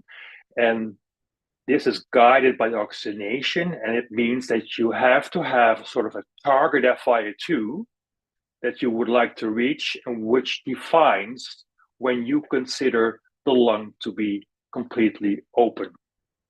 Really important, once you've reached the opening of this lung, you need to back down with the pressure over the deflation limb, taking care and advantage of the law of Laplace and the lung hysteresis, until you actually see that the oxygenation is deteriorating with a fixed FiO2. This will tell you that some of the sickest alveoli are starting to collapse again, and the intrapulmonary shunt is increasing. Once you've determined this closing pressure, you can reopen the lung with a known opening pressure, keep it there for a couple of minutes, and then wean down the pressure in one step to 2 centimeters of water above the closing pressure. This strategy will allow you to individualize lung recruitments. You will actually use the pressure that is needed for this particular baby with his or her underlying lung disease, and also the severity of the underlying lung disease. So what would be this ideal target of the FiO2, which you would call or define as the optimal lung volume? Well, as I discussed in my previous slides, if atelectasis is the only problem in terms of oxygenation, then theoretically you could aim for room air to make sure that all atelectasis is resolved. However, this would be pushing it a bit to the edge, and you want to avoid the risk of over-distending some of the more healthiest lung units. So in my units, if there's no PPHN present, and in the baby is mainly has the problem of respiratory distress syndrome, so in the early hours after birth, we would actually aim for 0.3 as the FiO2 to define the open lung. If you have a baby 1-2 weeks old with already developing BPD with more heterogeneous lung disease, you will probably not reach the 0.3 anymore because of the heterogeneity and the difference between the severity of disease in the different lung regions. So we would probably aim for 0.4, although in some babies you will actually still will be able to get to 0.3. If you have PPHN, which means you have extra pulmonary right to left shunt through the PDA or through the OFO, then of course you need to keep your FiO2 high, and you just aim for the optimal PaO2 in these babies. You will not wean the FiO2 and thereby triggering a PPHN crisis. It's really important to realize that in some babies, you will not reach this target. You will actually increase the pressure until you do not see any improvement anymore after a couple of pressure steps. And this is where you stop and you actually accept that for this baby, this is the best you could do in terms of the FiO2. What about the pressure steps themselves? Well, in RDS, we know that we usually take pressure steps of 2 centimeters of water, and we wait for 2 to 3 minutes at least to see what the effect on oxygenation is. We know that RDS is a homogeneous lung disease where the lung actually has a short time constant. So the effect of the pressure steps you will see within 2 to 3 minutes. On the other hand, if you have a baby with BPD, more heterogeneous lung disease, it may take up to 10 or 15 minutes before you can see the full effect of your pressure step on lung recruitment and thus oxygenation. And to keep it practical, we would take bigger pressure steps in these babies of about 2 to 3 centimeters of water. If you have a baby with meconium aspiration syndrome, and you've stepwise increased your mean pressure to about 20 centimeters of water, we would then sometimes use what we call sustained inflations, where we, for 20, 30 seconds, increase the pressure up to 25, 30, or even 35, and then moving back to 20 centimeters of water, trying to limit the high pressures induced to the lung as short as possible. This is what we typically see if we use oxygenation as a guide to lung recruitment. Now you can see on the y-axis, not lung volume, but oxygenation expressed as the SpO2 FiO2 ratio. And on the x-axis, you can see the pressure. You can see you increase your pressure starting in the inflation limb, and you see there's an increase in oxygenation step by step. Once you've reached your target, you go down with the pressure, you have a stable oxygenation, and then at a certain point in time, you see a drop-off in the SpO2 FiO2 ratio, indicating that you are losing some of the lung volume by alveolar collapse. So what kind of pressures would you actually need? So this is data from our unit already a couple of years ago, and these are all babies with RDS. So it's a cohort of 100 babies where we actually looked at the different time points in the recruitment strategy. So start of recruitment, when you reach the opening pressure, when you reach the closing pressure, and when you reach the optimal pressure for this baby. Blue indicates the mean pressure, and yellow indicates the FiO2. You can see we start with a low mean pressure of 8. At that time, 70% of oxygen, because we have still a lot of atelectasis. On average, the opening pressure was 21 centimeters of water, and the FiO2 could be reduced to 24%. Closing was 12, and the optimal pressure was 14, indicating the lung hysteresis that I explained to you in some of the previous slides. What about other settings we use? Usually we have a frequency between 8 and 15 hertz, depending on the baby, the underlying lung disease. The amplitude we set, it depends on your ventilator.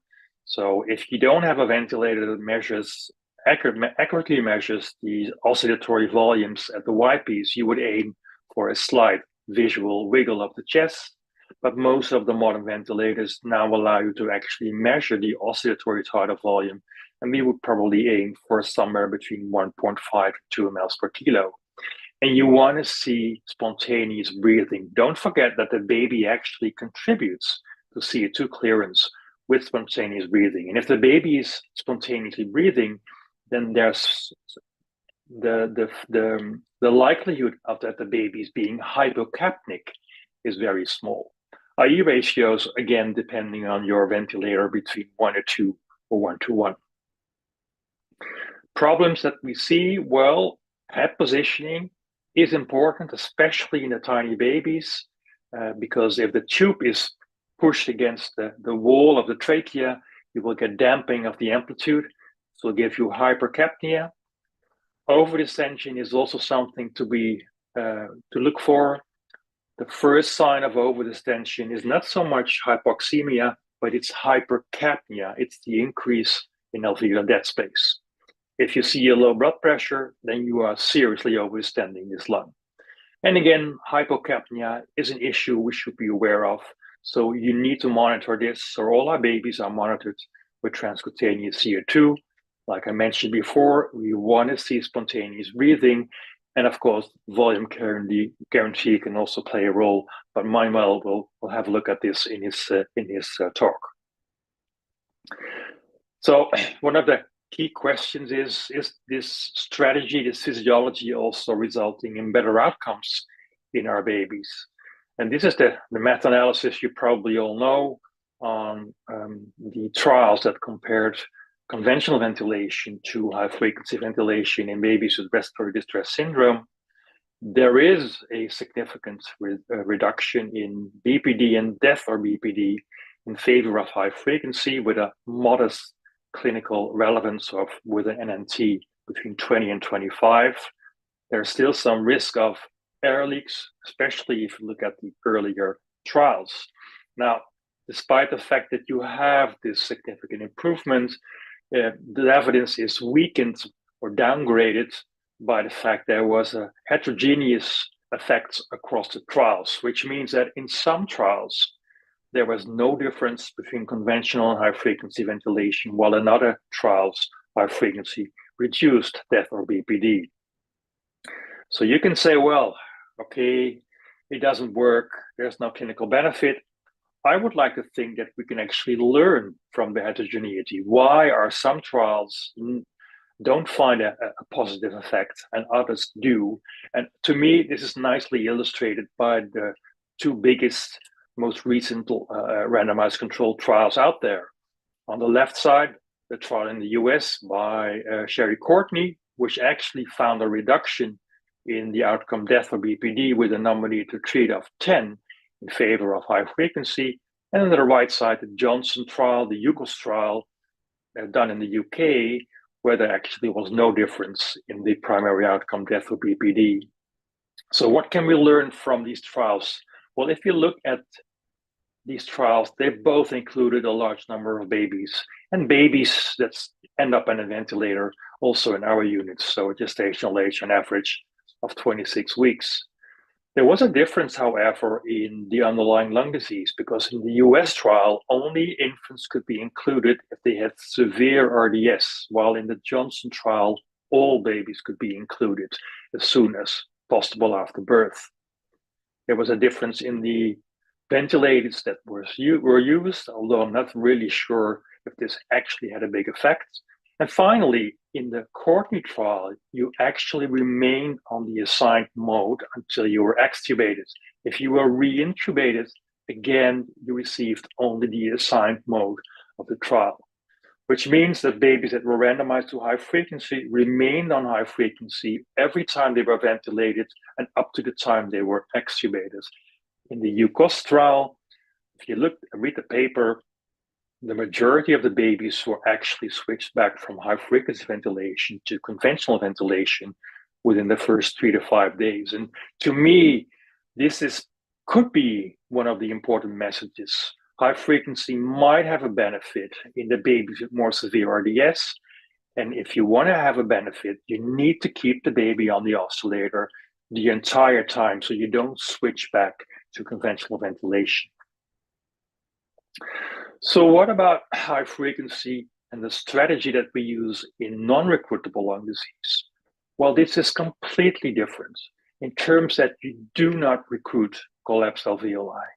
And so many people think of high frequency equals lung recruitment. Well, not in the case where you have non-recruitable lung disease and your main goal is to avoid overdistension and air leaks. So avoid overdistension is your main goal. Use high frequency to get normal capnia, but with using the very small oscillatory tidal volumes. Remember that hypoxemia, oxygenation is a guide, but hypoxemia with babies with for instance, lung hypoplasia, there's always a lot of PPHN involved, which makes it an unreliable marker for lung recruitment in these babies. We use more chest X-rays to assess the FRC because oxygenation is unreliable, and we would avoid any recruitment maneuvers above a mean airway pressure of 15 or even lower if possible. Because if you don't, you will get into trouble in these babies. And to illustrate this is the Vici trial. I'm not sure if you have heard of this trial. This is a trial that randomized babies with congenital diaphragmatic hernia, so to me, a non-recruitable lung disease, to either high-frequency ventilation or conventional ventilation. And what they show that if you look at the comparison between high-frequency and conventional, the babies in high-frequency had a longer length of stay, more often needing ECMO, more often having treatment failure, more use of inotropes, inhaled nitric oxide, sildenafil, etc. So they were clearly were doing worse than the babies with conventional. And the conclusion was in this trial, there is no benefit of high frequency in babies with CDH, and it potentially can do harm. But if you look at the strategy that was used in the babies with high frequency ventilation, the method section, you can see they actually recruited the lung with relatively high mean airway pressures in the babies with CDH. And this will undoubtedly result in overdistension, higher pulmonary vascular resistance, more need of inotropes, more need of inhaled nitric oxide, more need of ECMO. So it illustrates to me we need to understand the underlying pathology and then adapt the actual strategy that we use with high frequency ventilation. Finally, a brief words on weaning and extubation, because I mentioned in the beginning, high frequency is not just, or the lung protective strategy with high frequency is not just using high frequency to minimize lung injury, but it's also aiming to extubate the baby as soon as possible. So there are different approaches on how you should wean and extubate with high frequency ventilation. You could switch to conventional after the acute phase and then wean and extubate from conventional. There is some old data, not very strong, but it's there, that it might not be ideal to prevent VILI and BPD, because you want to avoid conventional ventilation in these babies as much as possible. And we like to wean and extubate directly from high frequency ventilation in our unit. So what's the protocol on weaning and extubation as we use it in Amsterdam? We always aim for the lowest possible pressure amplitude, or pressure, mean airway pressure, to maintain the optimal lung volume. If a baby is stable on a relatively high mean airway pressure, even if the FiO2 is below 30%, we would then actively try to reduce the pressure to see if this is still the lowest possible pressure to actually stabilize the lung volume. So every 12 to 24 hours, we would find the lowest pressure in these babies. We would reduce delta pressure, aiming for a CO2 between 6 and 8 kilopascal. So you need to multiply this by 7.5 if you want to have this in millimeters of mercury. And of course, we want to have spontaneous breathing. So in the babies with RDS, let's say the babies within the first days of life, you can extubate when the CDP is below 8 and the FiO2 is below 0.3. However, if you use high frequency in the second and third week of life in babies with heterogeneous lung disease, you can actually extubate from higher settings. You probably will not be able to reach a mean airway pressure of 8 and an FiO2 of 0.3. So typical settings that we would extubate a baby from is a mean airway pressure of 11 or 12 with an FiO2 of 40%. Does it work? This is just a study we did many years ago where we looked at the RDS babies in our cohort and looking at what were the settings on the left side at the time of extubation, directly from high frequency ventilation. You can see there's a mean airway pressure of 7 or 8 and an FiO2 below 30%. And on the right side, you can see that in these babies, about 80 to 90% were successfully extubated directly from high frequency ventilation to nasal CPAP. So to summarize, understand the basic principles of high frequency ventilation, understand the physiology of the lung. High frequency can be used with different pathologies, but this requires different strategies. It might be beneficial in preterm infant with severe RDS and use an individual dynamic approach when you use high frequency ventilation. And still, if you have a baby on a ventilator, even if it's high frequency, aggressive weaning and extubating back to nasal CPAP is really important also. Thank you very much for your attention.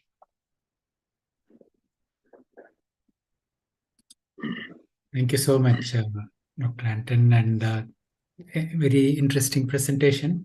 Dr. Sajjad, do you want to take the questions? There are no questions in the chat box. Do you have any questions? Yeah, if anybody has any question, but let me first say a lot of thanks to Dr. Anton for his excellent presentation and a very, very clear concept he has given to us in the use of high frequency ventilation. So any questions from any of the participants? Yeah. Dr. Junaid has a question. Please. I have Yes, Dr. Junaid. I don't know how much time Dr. Anton or Van Kaam had. I have 3-4 questions actually. The first one, when you start from the end, that weaning. So you talk about the pressure, you talk about the amplitude. What about the hertz? Let's say if the baby was sick initially and the hertz was 6 or 8. So can we wean a little bit, increasing the hertz according to our PCO2 to maintain it? It is a very common question many of the participants ask. Yes, it's a really good question. So usually in the babies that are treated with high frequency, they are actually on 10 hertz or higher in the unit. So we would not increase the frequency in these babies. We just keep the babies on the frequency of 10 hertz or higher, and just wean them on the amplitude, and especially on the mean airway pressure and the FiO2, and then actually extubate them from these settings. If you have a baby with more complex lung disease and where you need to drop down in your frequency to 7 or 8 hertz, usually when the baby recovers over time, it allows you to actually increase your frequency back to 10 or more. And then once again, if you can wean down your mean airway pressure and your FiO2, you can actually extubate again from high frequency to CPAP. Yeah, so we are also doing, we are not shifting to the conventional, we are going to the CPAP or NIPPV in many of the cases. The other question is, what about the you mentioned about one of your slide about the higher pressure, the lung recruitment strategy. So many times people use a lot of pressure to recruit, and instead of getting benefit, they can get a pneumothorax or air leak. As you said, that the air leak can happen because there is, in one of the studies you showed, the meta-analysis, the air leaks favor the conventional. So what do you, is there any limit you want to tell every one of us that much pressure you can use? Well, actually, there is no limit in terms of a number where you should not go above. It really depends on the underlying lung disease and especially the severity of the underlying lung disease. However, if you use the step-by-step approach that I explained, there is a safety valve in there. In our unit, we decided that if you take 3 steps of 2 centimeters of water, so a total of 6 centimeters of water, and you don't see any improvement in oxygenation, then you stop. You take a chest X-ray and you see what's going on. Are these white lungs? Are these black lungs? Is there PPHN, pre-ductal measurement, post-ductal measurement? So you try to find out why isn't it working in a baby where I would expect an increase in steps of 6 centimeters of water total, that you actually would have some benefit. But there are preterm babies that need a mean airway pressure of 25 or 26 to open up. But there are also babies that only need 12 or 13 centimeters to open up. As long as you individualize and you stop when you don't see a benefit in oxygenation.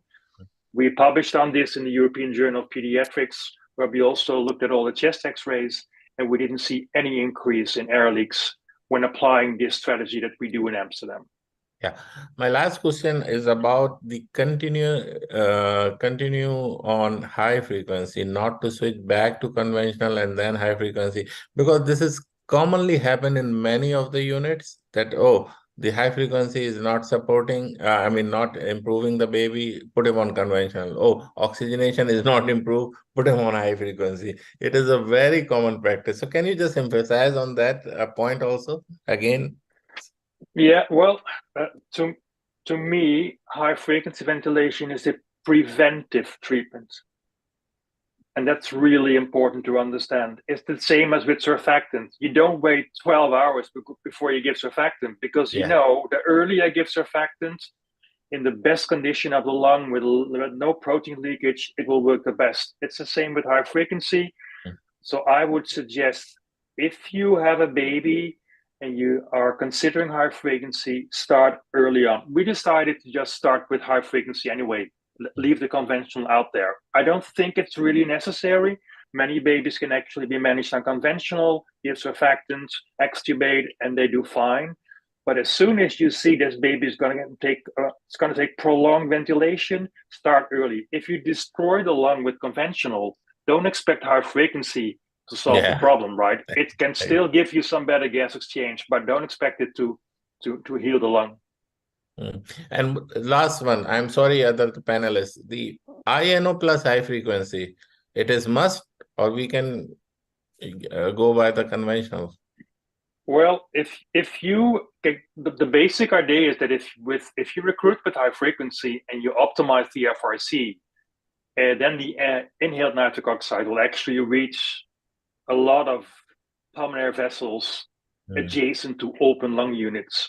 If you can open up the lung with high PEEP levels of conventional, it's probably has the same result. But if people are more comfortable with recruitment with high frequency, then I would suggest to combine the two. Yeah. Thank you. Thank you, Dr. Sajjad. Thank you very much, Dr. Junaid. Can I also ask one last question from Dr. Anton? As you mentioned, we can directly change or extubate from high frequency to CPAP. So that's what we tend to do as well. So what is the lowest pressures and amplitude would you like to see before you change to conventional CPAP? So, like I mentioned in the preterm baby with RDS, if this is the baby you were ventilating, probably somewhere with a minimum pressure of 8 or 9, with an FiO2 0.3, maybe below, you can actually extubate this baby to nasal CPAP. We actually don't look that much on the amplitude unless it's really higher than what we normally expect, because there's a lot of variation with the amplitude between these babies. If the baby has been treated with surfactant and is doing well, and you would expect the baby to be in a better condition, then we just extubate them. In bigger babies, we would probably want to see the amplitude, depending on the device, of course, that you have, because amplitude is not the same across all the devices that we have. But with the Sensomedics, we would probably around 20 would be okay, or below, and then we would extubate the baby to nasal CPAP. Thank you very much. I think there are some other questions from the participants. We have question answer session in the end, and Dr. Anton has to leave, but we'll have one more question, and then we will move on to the next session when Dr. Sajjad will introduce Dr. Junaid, and then Dr. Junaid will proceed. So one final question for Dr. Anton, and then we will move to the next session. Thank you so much, Dr. Anton, for joining us. So are you going to put the question, Sardar? No, you had some questions, so you can select one of them. No, you select one because I cannot see them here in the sequence. Most of the questions are centered around the recruitment strategy. You have done a lot of original work on animal models as well as in babies, and you're doing it very well in your unit yourself. So Can you briefly outline the recruitment strategy? One of them has asked about starting with 8 centimeter water, which is what, I mean, I don't think you'd start recruitment at 8 in clinical settings. Mostly you'd be on 12 to 14 MAP. So starting with that, and if I were to, what the baby clinically needs. So please give an example to illustrate this, and then we will close this session. So I think it's really important if you're using high frequency as an early rescue, with the emphasis on early, but your baby is already unconventional, then we know this rule, mean air pressure conventional +2, is where you should start with your mean air pressure on high frequency ventilation. And I understand this is out there and there's some rationale for this. To me, the problem is that if you use this mean air pressure +2, you have the risk of flying in somewhere in between. And if it doesn't go well with the baby's not responding. Where do you need to go? Do we need to go up? Maybe too high? Do we need to go down? It's always an issue. So I am more in favor of starting at a lower mean air pressure, much lower than the mean air pressure +2 conventional. And the reason is that if you start low, in some babies, they actually don't need a lot of pressure. And you have the risk of overdistending if you're flying at minimum pressure +2. If you start low and the baby is deteriorating, oxygenation is falling, there's only one way to go, and that's up. You don't have this issue of overdistension. And then you can actually increase your air pressure, maybe not in a step of 2, but even at 4 centimeters of water, making sure that you actually get a recruitment procedure and your oxygenation is improving. So for us, we are always starting with primary high frequency. So there is no conventional air pressure that we can use.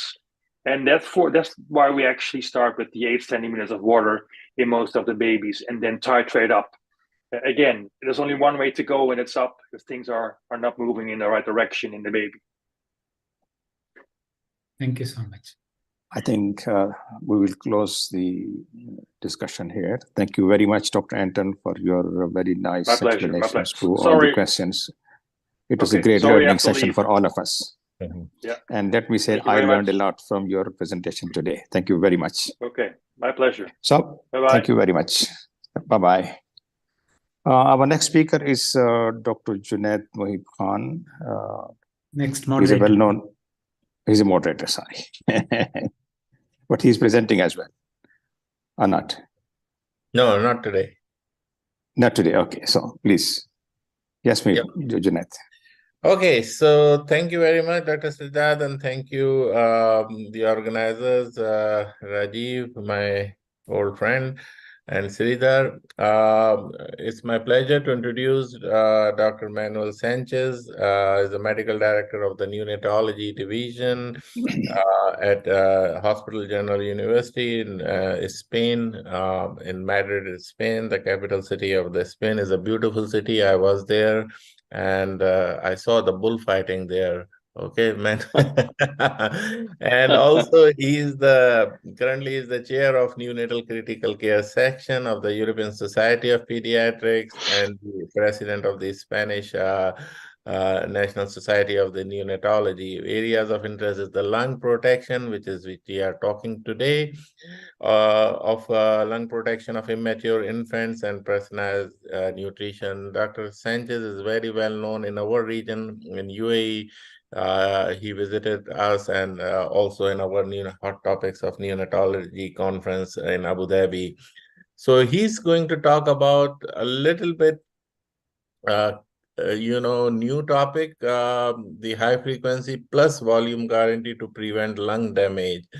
The screen is yours, Dr. Sánchez. So many thanks. First of all, I would like to see if everything is going well and you can see my screen. Sure. Is this okay, Jeanette? Yes. Okay, thank you. Well, many thanks for your kind introduction and many thanks to the organizer for inviting me and giving me the possibility to introduce this topic. This is a topic where we have been working more than 10 years from now. A very new topic about high frequency ventilation. So first of all, I would like to review some of the data that previously Dr. Anton has review about the possibility of using high-frequency ventilation from the beginning to decrease the damage to the immature lung. When he was reviewing the topic, he reviewed and introduced this Cochrane review done by my good friend Philip Kurtz some years ago. With this Cochrane review, with this meta-analysis, the evidence about the possibility that using from the very beginning high frequency instead of conventional ventilation to treat very immature babies, decreasing BPD or improving survival of the babies was not proven. But he said there was two big trials, the Courtney trial done in the United States and at the same time the UK trial. The two trials were different. In the first trial, as Dr. Anton van Kaam said, babies were doing much better with the high-frequency ventilation. And in the UK trial, babies were doing exactly the same, compare the two strategies, conventional to high-frequency ventilation. But look, the two trials were done in 2002. So more than 20 years ago, where devices were absolutely different compared than today. Devices were not clearly developed for immature babies or premature babies. So devices were producing a very large tidal volume during high frequency ventilation. And probably those devices were not well controlling this large tidal volume produced during high frequency ventilation. One of the good things is that the investigators of the UK trial, they followed the babies who were included in the study after 14 years. And they found something very important for us. They saw that babies in the group of high frequency ventilation compared to those in the conventional were doing better after 14 years in terms of the pulmonary function test. So this gave to us in our group the idea that something was not very clearly related to the benefits or not at the very beginning, but in the follow-up of the babies. Babies on the high frequency ventilation were doing better, giving to us the idea that probably the high frequency ventilator were probably producing less damage into the baby's lung. Well, in this trial, in the UK trial, unfortunately, today we don't have this hard copy table that was published only in the internet, but there was this very important table for me that when babies were compared, depending on the type of the ventilator used in this UK trial, they saw that when they were using this very potent ventilator sensor medics, babies were doing worse in terms of higher risk of dying or developing chronic lung disease compared to those other babies who were using this other ventilator. Which is the main difference between the two? Well, by those years, 20 years ago, the most important difference was that the power for the ventilator was lower with the drier one, and the tidal volumes that was produced during high frequency ventilation by this ventilator was smaller. So we kept this in our mind, and we began to think the possibility that probably there was some hidden effect of high frequency not seen before, producing this damage into the lungs.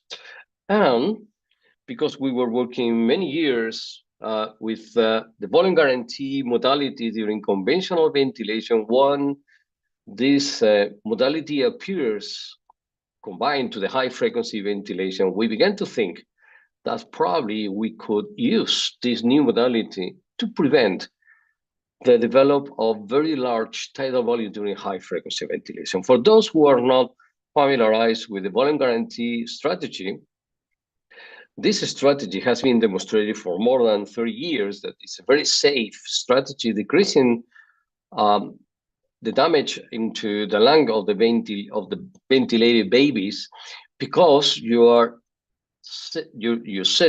sending a very well-controlled tidal volume every cycle.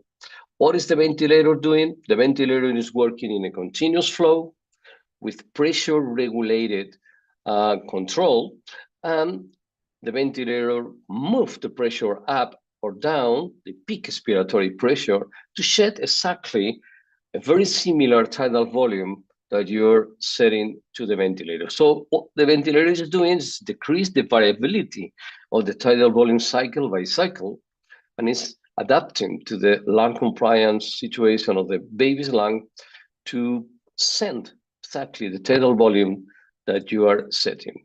With this philosophy in mind, then the high frequency ventilator can work also with this strategy of volume guarantee.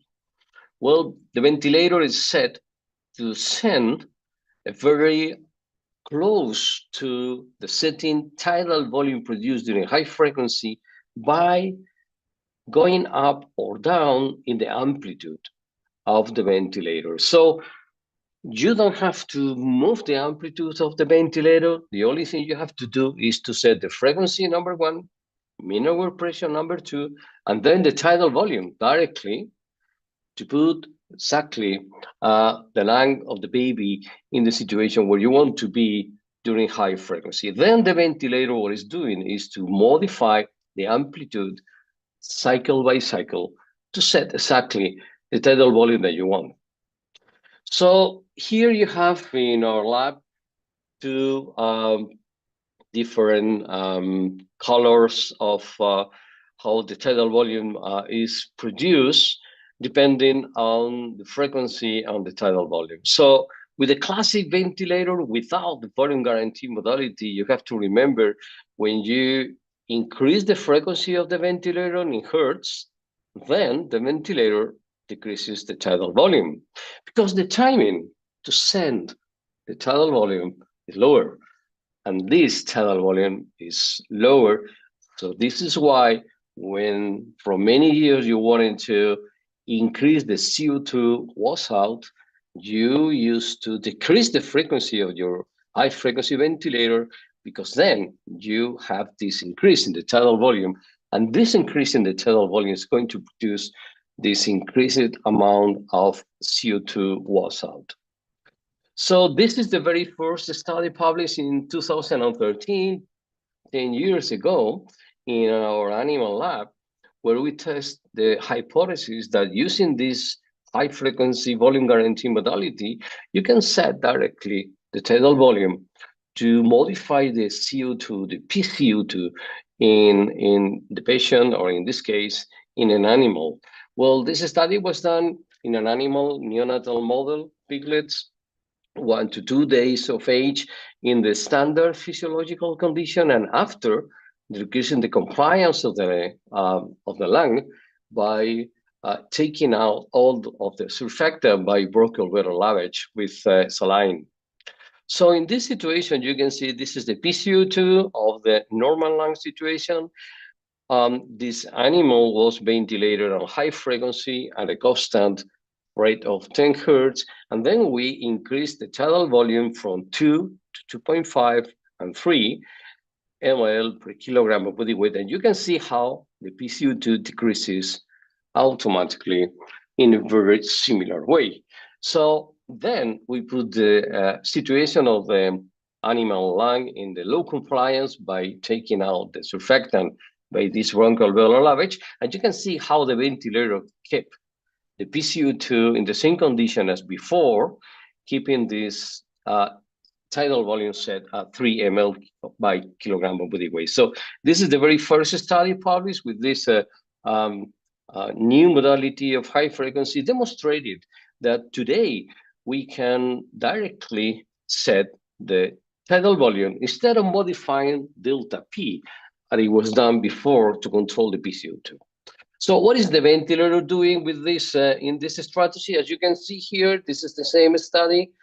Anytime you increase the tidal volume, this is amplitude of the ventilator is increasing the amplitude to reach the tidal volume that you are setting.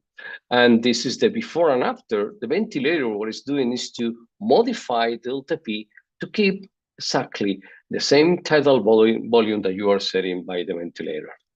Well, more studies were done trying to demonstrate the benefits or the efficacy of this new strategy.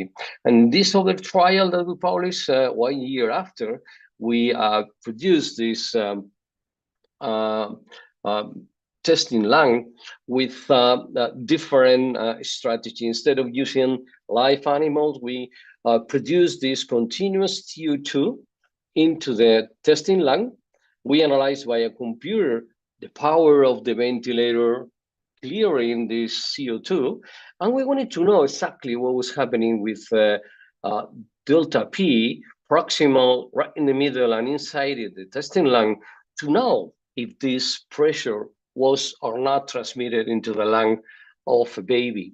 Well, with this testing lung, with this experiment, we demonstrated again that every time you modify the frequency, when you're using the new strategy, this is the dark point volume guarantee modality, you can see how the effect on this CO2, what is the way that we control and we analyze how much CO2 is taken out from the lung. You can see how anytime you keep the tidal volume fixed, if you modify then the frequency, because the tidal volume is fixed, then the effect on this CO2 is higher. And remember that without the volume guarantee strategy, with the standard ventilator on high frequency, when you increase the frequency, then the effectivity of the ventilator to produce this clearance in the CO2 decreases. So for the very first time, we demonstrated that now you fix the tidal volume, you can go up and down with the frequency, and you're going to wash out exactly in the same way as in conventional ventilation, the CO2. But important for us was to know what was happening in the pressures. Delta P in proximal, right, in the endotracheal tube or inside the testing lung, and in 3 different colors, you can see the proximal. This is in the white color. The green one is around in the tracheal tube, and this purple color is inside the lung. And as you can see, if you fix the tidal volume, but you increase the frequency from 5 until 10, and then 20, the proximal pressure increases, delta P increases to maintain the tidal volume, but this pressure is not transmitted into the lung of this testing lung. So this demonstrated that this strategy is very safe in terms that you can modify delta P, but delta P is damped and is not transmitted into the lung of the baby or the animal. And you can see in different colors now, the blue color represents the proximal pressure, and this other color represents inside the lung. When you are using this volume guarantee strategy and you increase the frequency, you have only this increase in the proximal pressure, but this pressure is not transmitted into the lung. Without this modality, using the standard high frequency ventilation, anytime you modify the frequency, the pressure drops very fast. And this is why during many years, many ventilators were setting with low frequencies. Because when you go very high in the frequencies, higher than 15, most of the ventilator will drop the pressure into the lung of the baby. Probably this is why for many years, the setting in the high frequency ventilator was around or between 10 and 15. Well, we wanted to test a new hypothesis. We were thinking now, if we know that the tidal volume really represents one of the most important etiology of the ventilator-induced lung trauma, then if we could use very, very low tidal volume, but compensating the ventilation, increasing very high the frequency, then we probably can decrease the damage into the lung using this new strategy. So this was the very first study that we did and published in 2019, comparing two randomized strategies in our animal model with a surfactant in a low compliance situation. We compare 2 strategies, the standard 10 hertz with normal standard tidal volume and high frequency ventilation during 12 hours, compared with another group of animals where in a randomized mode, we use 20 hertz with very low tidal volumes, exactly the same CO2 in both of the animals, exactly the same mean airway pressure, but tidal volumes were very low in this 20 hertz group of animals. So after 12 hours, we analyzed the effect on the histology of the lung, and we could see that in the group of animals where the 10 hertz with the standard tidal volume of high frequency was used, the lung histology represents a very high damage of the ventilator, producing inflammation and rupture of the air spaces of the lung. But in the group of animals where the 20 hertz strategy was used with the very low tidal volumes, the histology of the lung was spur. Lungs were very well in terms of not very high inflammation, not rupture of the lung spaces. And if we apply a score and compare with another group of animals where the conventional ventilation was used at the same time, using this score, the higher is the score, the higher is the damage into the lungs. You can see how the group of animals with the higher frequency and lower tidal volumes did have a very low score lung damage. So in this study, we demonstrated that using this very low tidal volume with very high frequency, you can decrease the damage into the lung.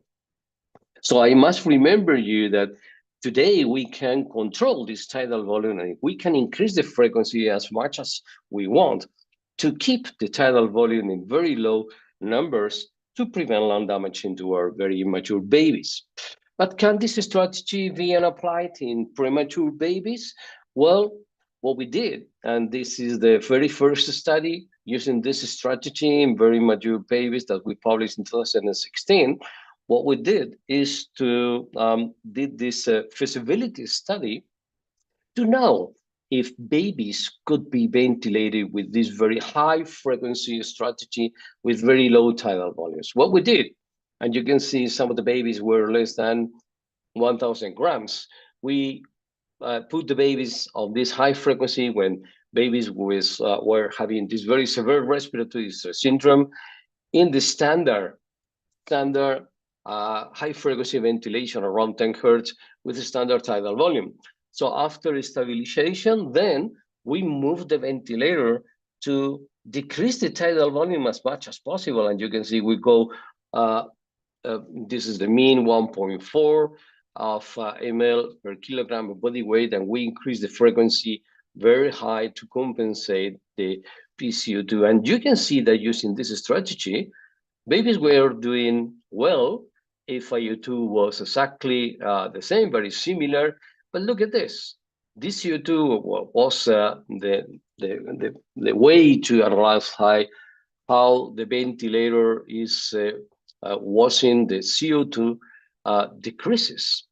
And delta P was not statistically significantly higher than before. So the strategy could be used, and even more, babies were doing better in terms that improve their oxygenation and improve the PCO2.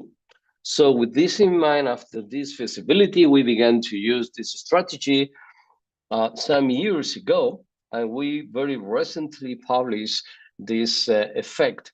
And we analyzed the group of babies where we were using this strategy. Normally, we use this strategy in all of the babies who are now on high frequency ventilation, but the very high frequency and very low tidal volume is mostly used in those babies less than 26 weeks gestation. As you can see here, most of the babies were below 25 weeks gestation. And you can see the characteristics of the babies depending on the frequency that we were using. Babies in the higher rate of frequency around 20 hertz were mostly babies around 500 grams. So the smaller, and 24 weeks gestation, the smaller is the baby, the higher the frequency that we could use, decreasing the tidal volume as much as possible. And as you can see, we switched to the high frequency strategy very early. When the babies were sick enough to need conventional ventilation, I will show you thereafter how we implement the strategy. We switched to high frequency very early as the beginning, as Dr. Anton and Kaam say. We wanted to protect the lung before the conventional ventilation is producing these damages. Which is the frequency, which is the relationship between the frequency and the tidal volume. You can see here with the higher frequency, the lower tidal volume was used, and with the lower frequency around 13, you have higher tidal volume. So this depends many times on the size of the lung of the baby and the dynamic condition of the lungs. So if the baby is very small, you can go to very high frequency. The baby is bigger, than the transmission of the waves, as you know, high frequency is worse, and you need to go with lower frequencies. But look, we saw this, putting together the frequency and the tidal volume relationship, you can see this very funny curve. So the higher is the frequency, the lower is the tidal volume that you can use.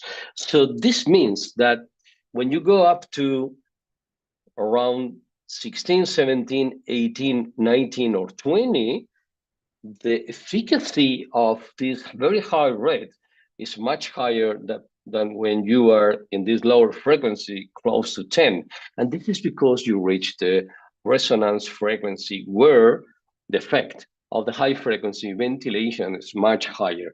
So as you increase the frequency, you can even decrease even more the tidal volume because the efficacy of the ventilation is much higher. So we recently analyzed the effect of this strategy from our babies in a study before and after. Before, we were using high frequency combined with the volume guarantee strategy, but without this new way to protect the land of very high frequencies.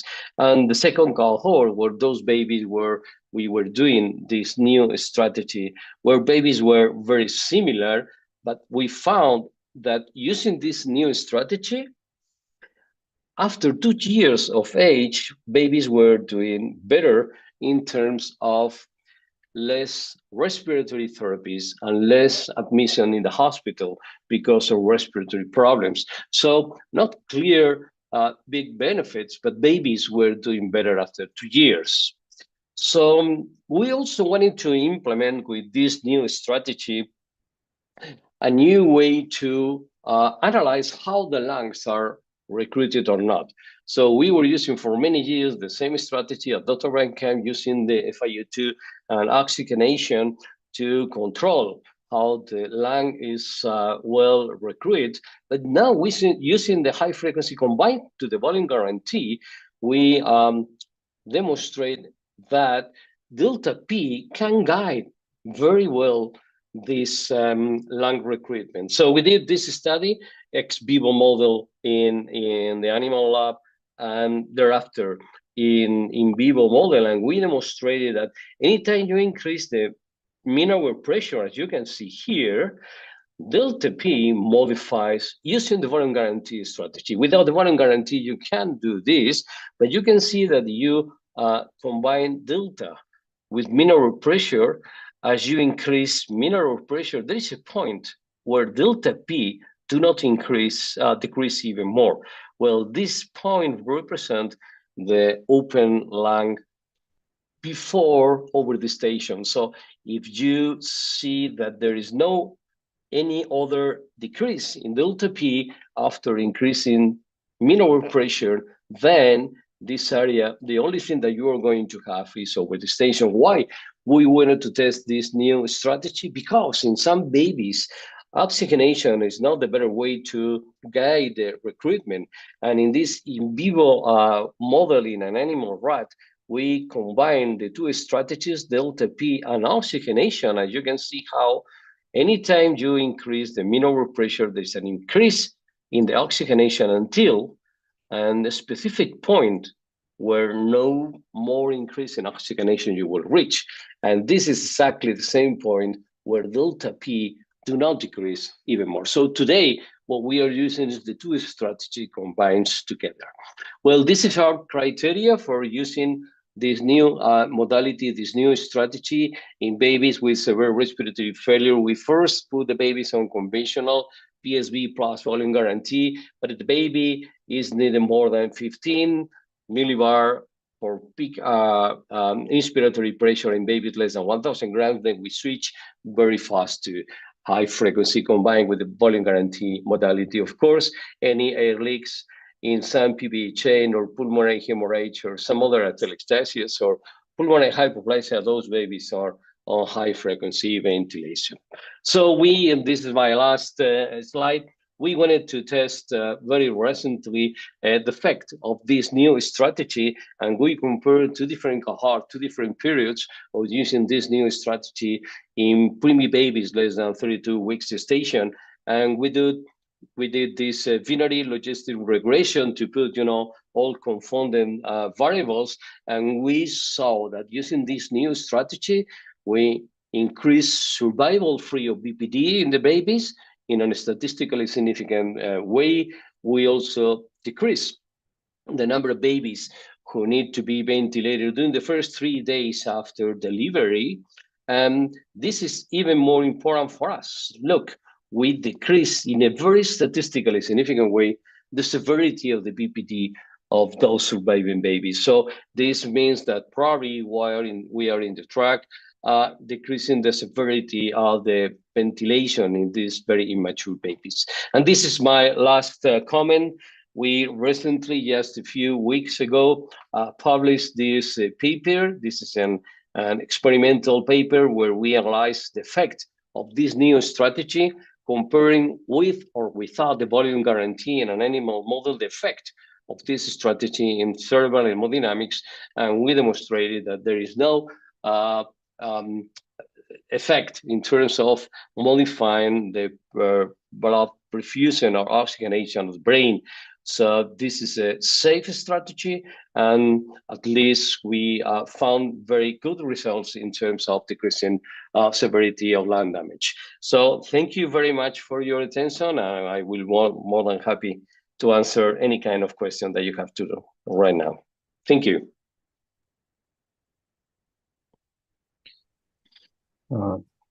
Thank you very much, Dr. Jeanette. Can I ask a question with your permission? Oh, yes. Dr. Jeanette.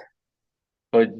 Yeah, please proceed, Dr. Sajjad. Yes. Yeah, thank you very much. It was excellent presentation. Congratulations on that. My question is, do we have enough evidence to say that at this stage, we have enough evidence to say that high frequency with volume guarantee is better than conventional ventilation with volume guarantee? Well, this is a good question, but it represents that we have exactly the same question with or without volume guarantee. So if you ask to Dr. Anton and Kaam that high frequency is not better or is better than conventional ventilation, the answer is we need to do randomized controlled trials, probably again, with new ventilators using this very well controlling tidal volumes. So today I must say that with this strategy, at least in the animal lab, we found that the lower is the tidal volume, the better for the immature lungs in terms of prevention of lung damage. So my answer is today in our animal lab and today in our babies, more than 300 babies ventilated with this strategy. The only thing that we can say is that, number one, this strategy is very safe. And number two, this strategy decreases the damage of the immature lung if you're using it very early. So the idea is that controlling the tidal volume and decreasing the variability of the tidal volume during high frequency ventilation, you will have two advantages. Number one, you will decrease very large tidal volume that for many years, many people were using with those very old ventilators that were using very large tidal volumes. And number two, you will control the variation of the PCO2 that you know that can produce damage into the brain of our babies. So volume guarantee represents a real advance in conventional ventilation because, as you know, there is enough evidence that this strategy decreases not only BPD and increases survival, but also decreases brain hemorrhage. And why not using the same strategy to the high frequency, you will prevent even more damage into the lung of the babies when you compare high frequency with or without volume guarantee. So Thank you very much. Yeah, thank you. So the question is that, Dr. Sánchez, in high frequency, I use the word conventional high frequency without volume guarantee. Still, the volume is very low. It's not that much volume the high frequency using. Am I right on that? Well, it's low or it's high, depending on the baby. You can use half of the standard tidal volume with this volume guarantee modality, and you can fix the tidal volume. So the benefits is that you can fix in these very, very low numbers, and to compensate, you can go very high in this in frequency. So remember, for the people who are listening to us, that the tidal volume during high frequency normally is around or less than the dead space. So sometimes many ventilators are used in very large tidal volumes. And as you say, those ventilators, what they are doing is producing tidal ventilation at very high rate. And this is very traumatic. And this is very producing a lot of damage into the lung of the babies. So many people will clearly see that babies are improving very fast using this very large tidal volume, but at the end, what you are doing is producing a lot of damage into the lung.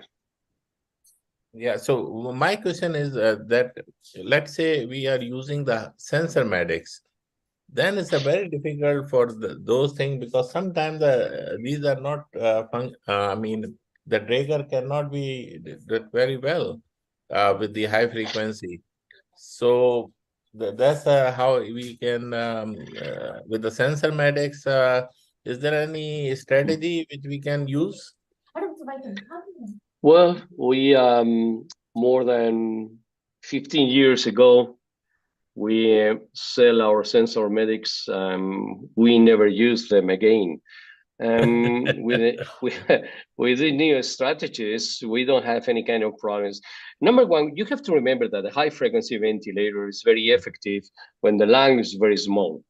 If you go up to 5, 10, or 20 kilograms of body weight of a baby, then this strategy doesn't work well. And all of the studies done in adults or bigger babies demonstrated that that strategy is not very effective because of the very large size of the lungs. So when you're using this kind of sensor medics, you have to remember that you don't know exactly how large is the tidal volume, the volume that you're using.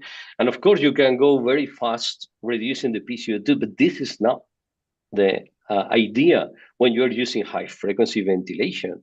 The idea is to prevent lung damage of the ventilator. So this new generation of ventilators, in this case, Drager, the one we are using, can ventilate any size of neonates. That is the idea that we are using.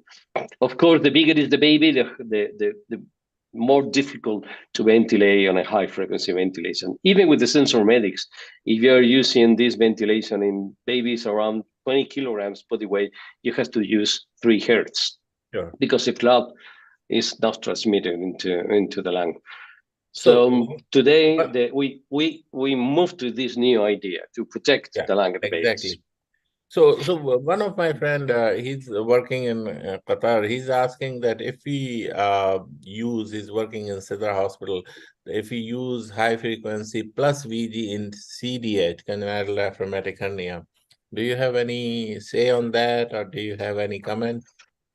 Well, first of all, my greetings to the Qatar Cedar Hospital, good friends. Yeah. Well, we use only volume guarantee strategy in all of our babies. Doesn't matter the babies on conventional or in high frequency. You must remember that the volume guarantee modality put the ventilator in the same strategy that before, but the only thing is that then delta P is going to be modified by the ventilator, but not by yourself. This is the only thing. And many times we have some questions coming from all around the world after our studies that sometimes the ventilators are not reaching the tidal volume. Well, the only thing you have to do is to increase delta P. So you have to leave the ventilator to produce this tidal volume that you are setting into the ventilator. And if the the ventilator doesn't reach this tidal volume, this is because there is a problem in the lung of the baby, or you have to decrease or modify the frequency. So congenital diaphragmatic hernia is a problem that we used to use what we call soft ventilation. We use PSV plus volume guarantee in all of the babies, trying to keep the baby ventilated spontaneously and producing by their own the volume, the minute volume. But if the compliance is low, then we switch very fast to the high frequency. All of the babies are on volume guarantee modality. All of the babies. Yeah. So with the volume guarantee high frequency and the weaning is the same as Dr. Van Kam said, or is any thing different? Well, exactly the same. The thing is that, number one, you have to remember that if you put the baby, because the baby's lung is having very low compliance, anytime the lung compliance of the baby improves, then PCO2 doesn't remove so well. So when the baby is improving, normally you will see an improvement in the oxygen saturation and not very well ventilation.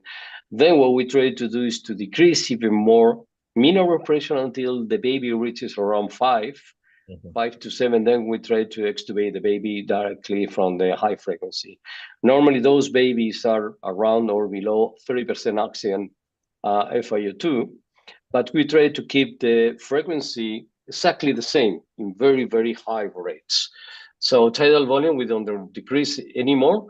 The only thing that we do is we decrease the minimum pressure around 5, the baby is very small, or around 7 if the baby is bigger. So the last thing from... yes, Dr. Junaid, can I... Yeah, sure. Can I ask just one question, if with your permission? Sure. Go ahead, and then I will ask. Yeah, Dr. Manuel, what would be the most appropriate starting setting for high frequency with volume guarantee, say in a 1,000 gram baby? Well, this is a fantastic question. As we published very recently in clinics per neonatology, we are using around 1 ml per kilogram of body weight of the tidal volume and around 15 hertz in those babies around 1,000 grams. Then what we try to do is to look at the PCO2 of the baby, and the baby is doing well. What the thing is, then we decrease even more tidal volume, and we compensate increasing the frequency even more. So we try to go to the higher frequency as possible. If we can reach 10 hertz, then we go to 10 hertz. So this is the idea, to go to the higher rate as possible, decreasing the tidal volume as much as you can. Babies around 1,500 grams, we use 1.5. So it's very similar to the body weight. So around 1,000 grams, 1 ml per kilogram of the weight as a starting setting, and around 15 hertz. And then we try to increase the frequency and decrease the tidal volume as fast as we can. And what would be the pressures and amplitude? Well, amplitude, we leave the ventilator to the amplitude. And normally amplitudes, working amplitude is around 15 or 20, not more. But we leave the amplitude to the ventilator to modify, because you need to keep the possibility of the ventilator to go up or less, depending on the situation of the circuit and the lung compliance of the baby. So we don't look at the amplitude, we just control, but we leave the ventilator to modify the amplitude as it is needed. So the last question much. which I am asking, thank you, Dr. Sadat. Before Dr. Sadat asked this question, that about the troubleshooting. So let's say you started with the volume guarantee, plus high frequency plus volume guarantee, and the baby is not doing well because of some reason. Okay, so what do you think? You go switch back or increase the volume you are giving more than 1 ml per kg? Let's say he's not maintaining the oxygenation, he's requiring higher FiO2 to maintain 90 and above. Well, we think twice before doing anything. And number one, we ask why we put this baby on the ventilator. If the baby is having a low compliance situation, then probably we don't have this functional residual capacity reached. And we do this recruitment maneuver looking at delta P. So we switch the middle pressure up, and if the delta P doesn't move, we do not increase anymore the middle pressure, because probably the lung is over-distended, even if the oxygen saturation is low.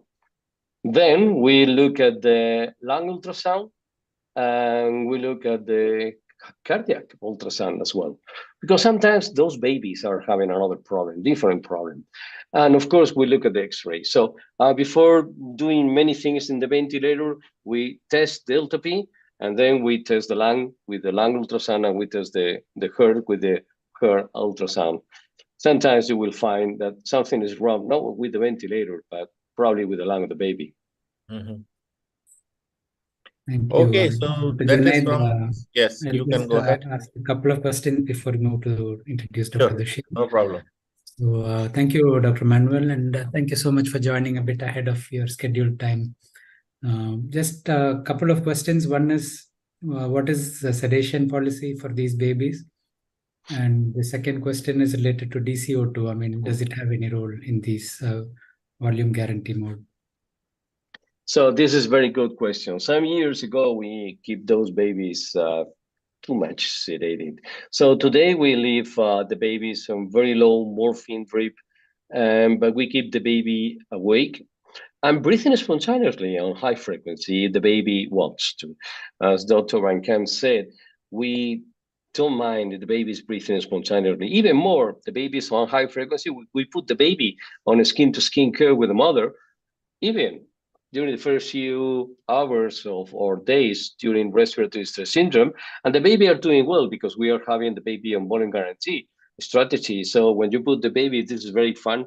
You put the baby on skin-to-skin, and you can see how the ventilator controls and goes up and down delta P, but the volume guarantee modality is kept constant. And the second question, excuse me. The role of DCO2. Oh, the role of DCO2. Well, what we do is to follow DCO2 after we control the PCO2 of the baby. So we try to do a very first correlation between DCO2 and the PCO2, and then we follow the DCO2. We try to decrease the number of blood gas testing in these babies as much as possible, and we control once a day or twice a day, depending on how sick is the baby. But we follow this DCO2. I think it's a very good way to analyze how the lung of the baby is doing at the beginning. The important thing is every single baby has their own DCO2 correlation with the PCO2. And it is important not to compare DCO2 from one baby to another baby, because this depends many times in the mechanics condition of the lung and the tubing system. So yes, we follow, but we keep this specific DCO2 for a specific baby, individualizing. Yes, thank you so much. So you titrate it according to the baby. And yeah. Dr. Martin, do you have any questions for Dr. Luna before he leaves? No. Okay, thank you so much, Professor Luna, for joining us. And I know you need to leave, so thank you for joining us and have a good evening. Now it's my pleasure to introduce Dr. Dushyant, who will be chairing the next session. And Dr. Dushyant is a consultant neonatologist and lead neonatology at Nottingham University Hospital NHS Trust in UK. So he trained both in India and in UK, and he has published widely. And over to you, Dr. Dushyant. Dr. Martin has already been introduced for his first talk, but if you want to say anything brief about the symposium and about Professor Martin, and then over to Dr. Martin. Thank you, Dr. Sridhar. It's my honor to introduce Dr. Martin Keszler. Yes, we've heard a lot about Dr. Keszler, and he is an inspirational clinician and a researcher, and kind of a lot of work on volume target ventilation and high frequency has been his pioneering work. So I wouldn't spend a lot of time, but we had opportunity to collaborate with him when we were writing chapters for the book, and he has very kindly peer-reviewed one of our articles as well. So without further ado, I'm conscious that we are running late. I would invite Dr. Keszler to kindly do the concluding talk. And it's been an exciting and learning CME, and it will be amazingly covered by the last talk by Dr. Keszler. Thank you, Dr. Keszler.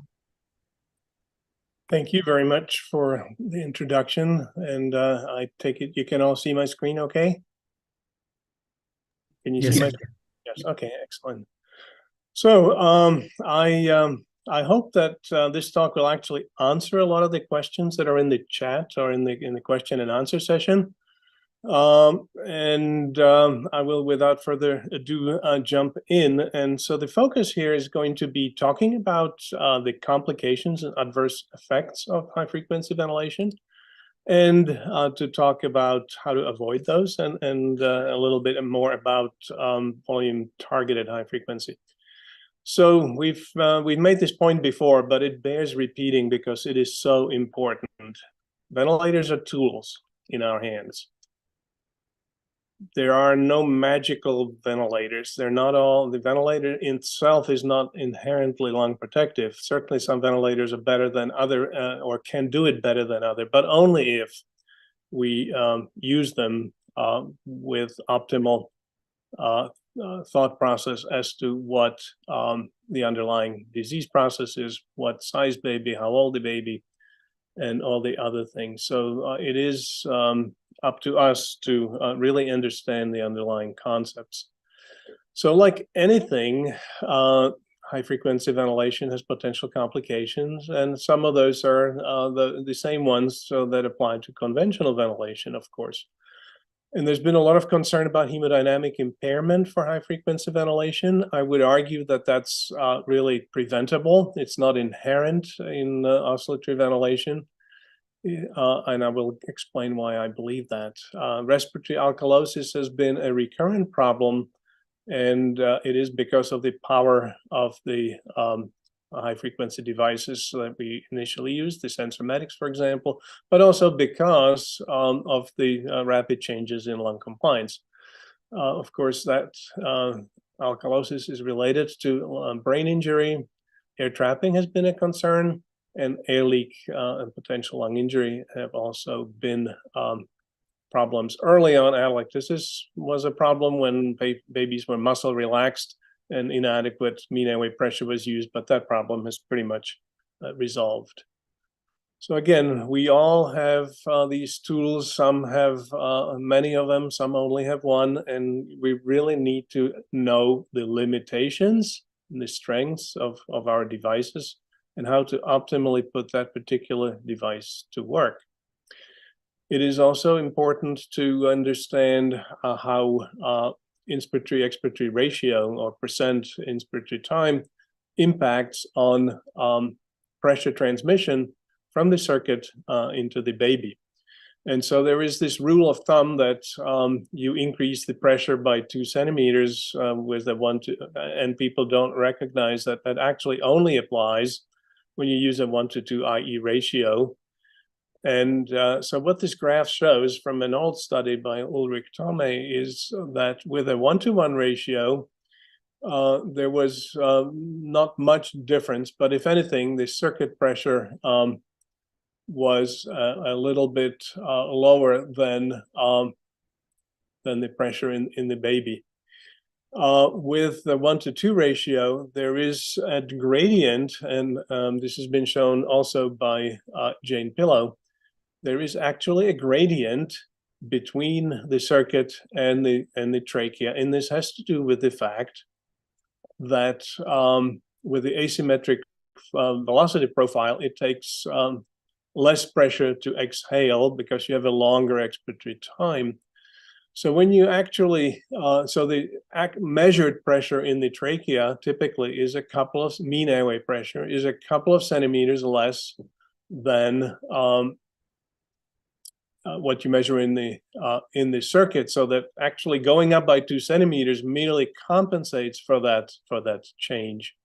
This study also looked at other ventilators that were not really true oscillators. The baby log is sort of in between. The infant star very much was not a true oscillator. And you can see there was a lot of air trapping going on in that study, even at low frequencies with the infant star, and certainly when with both devices, the baby log and the infant star, at very high frequencies.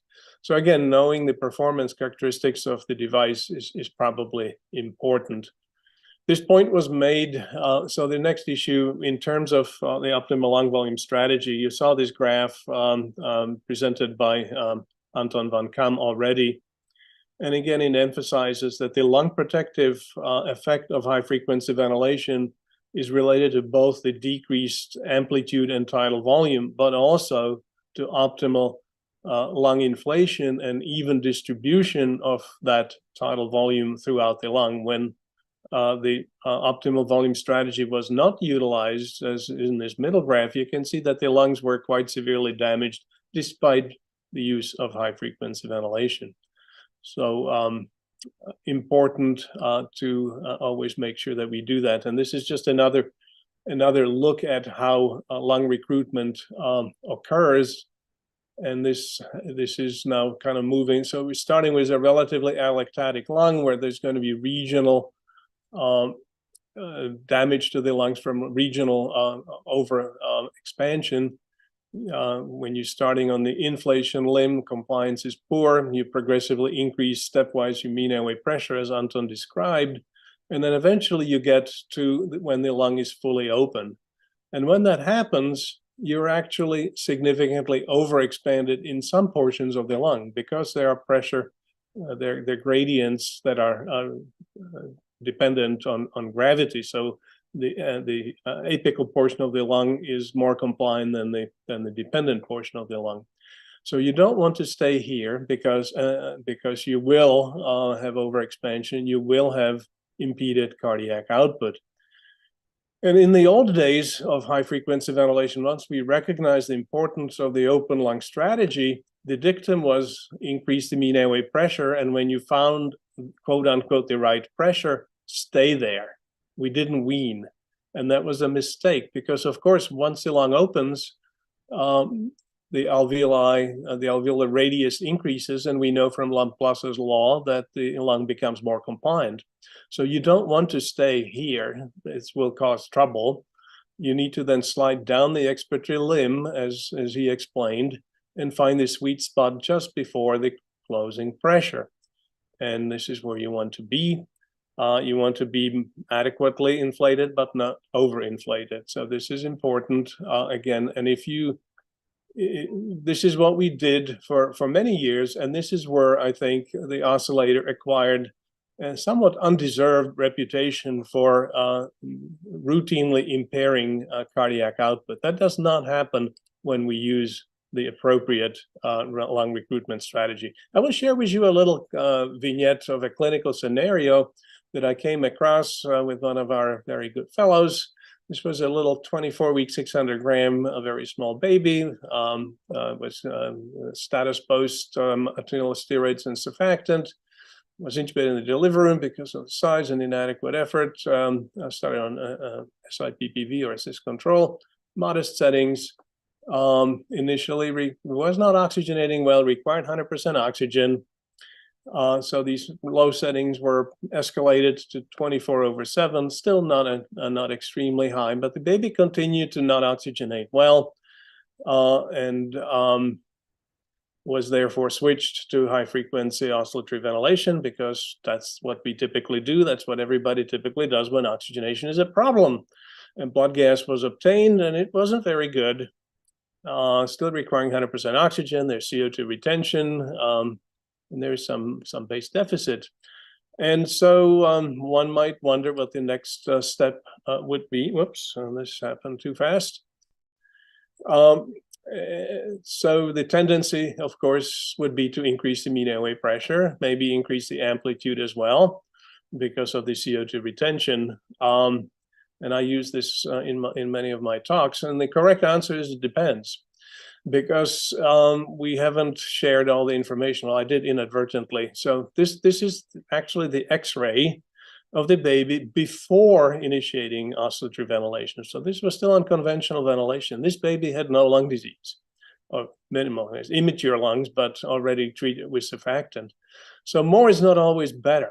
We need to, and this is to Anton van Kaam's point, is if you start too high, you might be overexpanding the lungs. So we need to be careful. And certainly this baby had hemodynamic impairment. That's why there was a base deficit of 9 and an elevated lactate.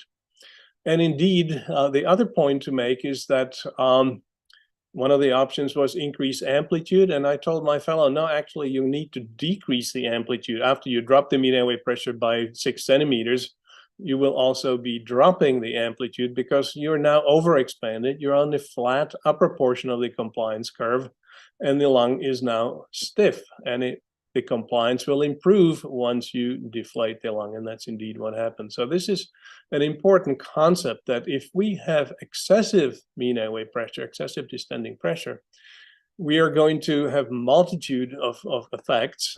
We certainly adversely affect lung compliance. We decrease pulmonary we decrease pulmonary blood flow because the pulmonary vascular resistance is increased. We also decrease cardiac output because of impeded venous return systemically, and potentially increase the risk of intracranial hemorrhage by impeding venous return from the head. So it's really important that we always seek to find the lowest distending pressure that will maintain lung inflation, but avoid over expansion. And if we do that, we can avoid these complications. These complications or adverse effects are preventable, but not clinically somewhat challenging. So these two studies have been mentioned a number of times, and everyone has remained quite concerned about why the difference. And I agree with Anton on the point of this last point being really important. In fact, the so-called severe lung disease that he mentioned was these were the thresholds that defined severe RDS. I would argue that's not very severe. So the severity of illness, I don't think, was appreciably different. But what was different was the devices used, the ratio that was used, and probably this was very important, that the babies did not stay on high frequency long enough. But let me again get back to that study by Ulrich Thome, where they demonstrated that with a 50% inspiratory time or 1-to-1 IE ratio, the alveolar pressure was higher.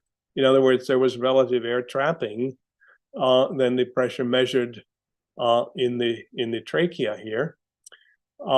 With shorter inspiratory time, the usual 1-to-2 or perhaps even 1-to-3 IE ratio, the pressure distally was lower. And this follows from simple fluid mechanics, where if you have an equal time to push gas in as is needed to suck it out, the pressure needed to do that will be the same.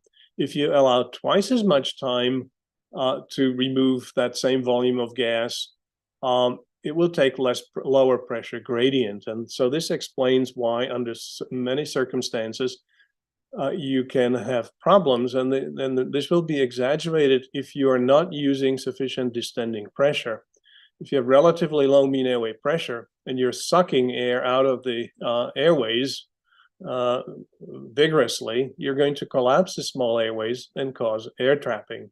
So this is to the point of some of the problems reported in the meta-analyses regarding air leak. And again, I don't believe air leak is an inherent problem with high-frequency ventilation, but if you're using a 1-to-1 ratio with a low mean airway pressure, as was the case in the HiFi trial I mentioned earlier, then you can cause some serious problems. We're all ganging up on the authors of the Vici trial, but it was a really egregious example of how not to use oscillatory ventilation. And they came up with what I am convinced, and most of us knowledgeable in the field are convinced, was the wrong conclusion. It was, and I'm just showing you some specifics. We know that hypoplastic lungs, hypoplastic lungs should not be aggressively recruited. We know to use a gentle strategy with low end expiratory pressure, and that's what they used in the control arm. However, in the HFOV arm, they used what is a strategy that's appropriate to severe RDS, but is not appropriate here. They started with a mean airway pressure of 13 to 17 and a high amplitude. And not surprisingly, they did not only fail to show benefit of high-frequency ventilation, but as Anton explained, all of these adverse effects, which clearly all center around overexpansion of a hypoplastic lung, which we know worsens pulmonary hypertension. So again, it just emphasizes the importance of using the right strategy in a given population. It's a tool that needs to be tailored to the underlying disease. And the underlying disease that best responds to high-frequency ventilation is a disease where the time constants are short. Small babies with RDS. What are time constants, you may ask? Time constants is the concept of how rapidly air gets in and out of the alveoli. So small babies with low compliance and normal airway resistance have very short time constants and are optimal candidates for high-frequency ventilation. Older babies with BPD, I don't ventilate with high frequency because they have long time constants and they're not particularly suitable, and there's no demonstrated benefit in that population of HFOV. So when we think about using oscillatory ventilation, we need to, who is your patient? What's the size, postnatal age? What's the disease process? Is it a big baby with meconium aspiration? Long time constants is going to need lower frequencies. Is it a baby? My goodness, my thing is running away for some reason. Certainly lung volume recruitment is appropriate if we think we're dealing with recruitable lung disease, and you heard all about that, but it's not always the right strategy. Avoiding overexpansion is critical, as I pointed out. And I think what's important to emphasize is that the optimal distending pressure today may not be the optimal distending pressure tomorrow, or not even tonight. So we need to reevaluate. And as Anton pointed out, it's important to attempt to wean the mean airway pressure periodically, at least daily, if not twice a day, in order to get the baby off mechanical ventilation. And by the time the baby's 2 or 3 weeks old and the disease process has evolved away from RDS, I typically switch my babies back to conventional ventilation, all with volume guarantee, of course, because there is, and usually they do better immediately and require less distending pressure when you change to conventional ventilation, because this tool is no longer particularly, meaning the oscillator is no longer particularly suited for treating babies with evolving chronic lung disease. Again, I already mentioned this: wean, and again, avoid the compromise. So this is some of the generalizable advice that I wanted to address some of the concerns about complications. And everybody used to love the Sensormedics oscillator, but it is an antique. It belongs in a museum, and it was designed for babies with different lung disease, pre-surfactant, effective conventional ventilation, limited use of antenatal steroids. and it has no monitoring. It will tell you what the mean airway pressure in the circuit is, and that's pretty much it. It doesn't provide any patient information. And again, it is very powerful, and we need to remember that, again, it's tidal volume squared, right? So even small changes in tidal volume can result in dramatic changes in CO2 elimination and lead to hyperventilation. And we also need to be aware of the fact that compliance can change quite rapidly in our preterm infants. That is why, and as Manuel emphasized, too much horsepower may not be a good thing. I will give you one egregious example of how high frequency ventilation used the wrong way can cause tremendous damage. This was a study published back in the 1990s using a jet ventilator with the wrong strategy, where tremendous hyperventilation occurred, and predictably there was lots of badness going on with cystic PVL. Death IVH or PVL combined were more than double in the high frequency population. But look what was happening with the pH. So tremendously high PCO2 and I'm sorry, low PCO2 and high pH.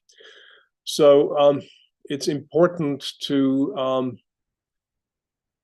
know that throughout, and I mentioned in my first talk, throughout the history of high-frequency ventilation, there are a number of studies that have demonstrated how inadvertent overventilation can occur and how it can lead to very bad outcomes. And this is why I am very excited about high frequency with volume guarantee, because it removes the one major concern that I've had and many have had in terms of using high frequency ventilation with a low threshold or as a first line treatment, because of the risk of overventilation, because they're so powerful, and the consequent adverse effects. So we'll talk we'll circle back to volume guarantee, but I just want to address the other problem, which was air leak, which so I think one of the other studies or the data from the same meta-analysis that Manuel showed was any air leak, which included PIE. I focus more on the gross air leak, which is more unequivocal, because I find that PIE is often overdiagnosed. Nonetheless, so in this instance, while the point estimate favors conventional ventilation, gross air leak did not reach statistical significance. But notice that it was really a handful of studies that drove this increased incidence, and that was the study of Ulrich Thome, which was an infant star flow interrupter, and a few other studies. This study was done with the Babylog 8000, a very small number, really. It is probably not, again, inherent to oscillatory ventilation. It does not occur with a 1:2 IE ratio, 30% inspiratory time. And it does not likely occur when we have automatic weaning of pressure amplitude and avoidance of volutrauma from excessive tidal volume when we switch to a volume guarantee. So again, emphasizing, we keep repeating it because it is so important. You need to know your device, know your patient, understand the underlying pathophysiology, and use the right strategy for that particular pathophysiology. Be careful to avoid overexpansion, reassess the distending pressure on a regular basis, and wean when possible to avoid hemodynamic impairment. If you do not have volume guarantee or choose not to use it, always use transcutaneous CO2 monitoring. And even if you're not using volume guarantee, the DCO2 is a proxy of ventilation. It's really a calculated value for CO2 elimination. And you can therefore manually respond to changes in DCO2. But if you use HFOV-VG, then the DCO2 will remain constant and you don't need to worry about it and try to respond to it. And I think Manuel has convinced us that we should use the highest feasible frequency to minimize the tidal volume. Now, so in the US, sadly, we don't yet have access to the volume guarantee option of high frequency, but we were able to do a randomized trial. So this is one of several devices that has the capability to use volume guarantee with high frequency ventilation. It's not the only one, but it is the one that I had the opportunity to work with and Manuel works with, and it works very well. And I'll show you briefly some of the advantages. One other thing, we did a small study as a baseline. The noise generated by the sensormatics, is tremendous and goes way up with amplitude. I don't know why my machine jumps forward on its own. The VN500 is much quieter and remains quiet despite increased amplitude. So that's a good thing. Babies, go deaf. And this is a decibel scale. So this is a meaningfully higher baseline noise level. I think Manuel already briefly described how it works. Again, it's very much the same as conventional. Instead of PIP, it's the amplitude that's adjusted automatically. It averages over a few cycles, and you have to set the amplitude limit for safety, just like you set the PIP limit with conventional ventilation. People need to remember that mean airway pressure is still in manual control, so it's not fully automated. You have to pay attention to the distending pressure, but your tidal volumes will stay very much the same. And I think the thing that confuses people most and has been the source of the reluctance on the part of many to adopt volume targeted high frequency is that it behaves differently than what we're all used to. Everybody is used to with VG off that there is this very straight relationship between frequency and tidal volume. At lower frequencies, you get a large tidal volume, and in higher frequencies, the tidal volume goes down. This is from Manuel's work again. And the thing is, who needs tidal volumes of 30 ml? Nobody, not even for your big baby. So when you turn VG on, the closed circles, you will notice that with frequency changes, there's absolutely no change in tidal volume until with this device, you can't at frequency of 15 hertz quite generate a tidal volume of 15 ml. But again, who on earth wants a tidal volume of 15 ml? I don't. So DCO2, of course, is the product of tidal volume squared and frequency. And when tidal volume is fixed, the effect of frequency is now unmasked, and the tidal volume being fixed, the higher frequency gives you higher DCO2, again, until there's a tailing off because the tidal volume drops. So please just think of it simply as the behavior is just like with conventional ventilation. Higher rate eliminates more CO2. That's all. So with high frequency, standard high frequency, it's the opposite. Lower frequency eliminates more CO2. Opposite of conventional ventilation. With volume guarantee high frequency, it behaves like conventional ventilation. You go up on rate, CO2 will drop. Okay. Now, what about the tidal volume? You heard a lot about it from Manuel. And we'll just show you some data we gathered, or I had colleagues, this is from Japan, gather for me because we didn't actually have access to the device. And what's interesting to point out is that for equivalent CO2, you need a somewhat larger tidal volume the smaller the baby is. Just like with conventional ventilation, it has to do with anatomical dead space. So the anatomical dead space matters. So at the standard frequencies, we were talking about tidal volumes of about 2 ml per kilo in the 750 to 1000 gram, but the really, really small babies needed, for eucapnia, needed somewhat larger tidal volume, about 2¼ and the bigger babies needed less. This is another data set that looked at tidal volume generation, and you can see obviously frequency has an impact. You need a lower tidal volume for the same CO2 with a higher frequency, but it was also a function of alveolar dead space. The sicker babies with higher oxygen requirement needed a bigger tidal volume. Older babies with evolving chronic lung disease and increasing physiologic dead space also needed a larger tidal volume.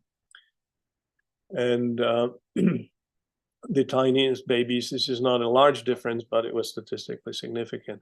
And there's been a plethora of small studies describing oscillatory ventilation with volume guarantee, but none of these were randomized prospective studies, and they were all quite small. But they cumulatively did suggest that it works and that it is safe. But of course, in the US, we have our Food and Drug Administration, which has to approve a device or methodology. And so in order to try to get that approval to happen, I was able to pull together basically all the folks who've done high-frequency oscillatory ventilation in the US in a major way, in a research way. And we embarked on this prospective study, which aimed to be able to convert a conventional ventilator, which is all we were able to use, to high-frequency ventilation. And we, of course, chose to use the volume guarantee because that is the biggest advance. And we used a prospective, we used a comparison cohort that was prospectively collected just prior to the initiation of this study, because all the larger published studies were almost 20 years old at that time. And so this is a cohort study, not a prospective randomized study, and we weren't happy about that, but that was a decision made by the sponsor of the study and the FDA. So you can see that these were all very immature babies. They tended to be a little more immature. There were more really, really immature babies in that cohort, but they were generally quite comparable. And the primary outcomes of that study were, of course, survival free of severe IVH was the primary outcome. These are the subcategories. And you can see that survival was comparable. The IVH of the lower grades was comparable, a little bit lower. Severe IVH was actually statistically reduced, but this was a non-inferiority study design. And PVL was also lower. So the primary outcome was this life free of severe IVH PVL, which was, to get rid of this if it's shading it, was good, favored the new device with VG. Survival was comparable, etc. This was the one statistically significant difference. And so overall, there was no safety concern. That was, of course, the primary focus. The device worked exactly as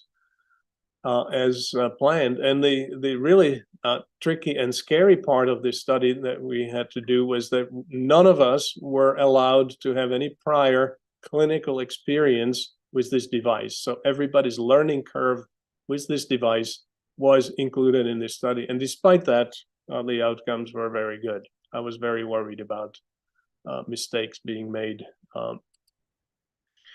I just want to show you the CO2 is very stable over a period of time, first 48 hours with relatively tight intervals. Obviously, babies were different sizes, so this is raw data. The tidal volume, and I will tell you that if I did this study today, I would have used at least 15 hertz frequency. We chose to use 10 hertz, so the tidal volumes are larger, obviously, than they would be at 15 hertz. And this was, of course, the study was designed prior to the data that Manuel shared with you. So as I said today, I would be using a lower tidal volume, but the tidal volume, again, was remarkably stable.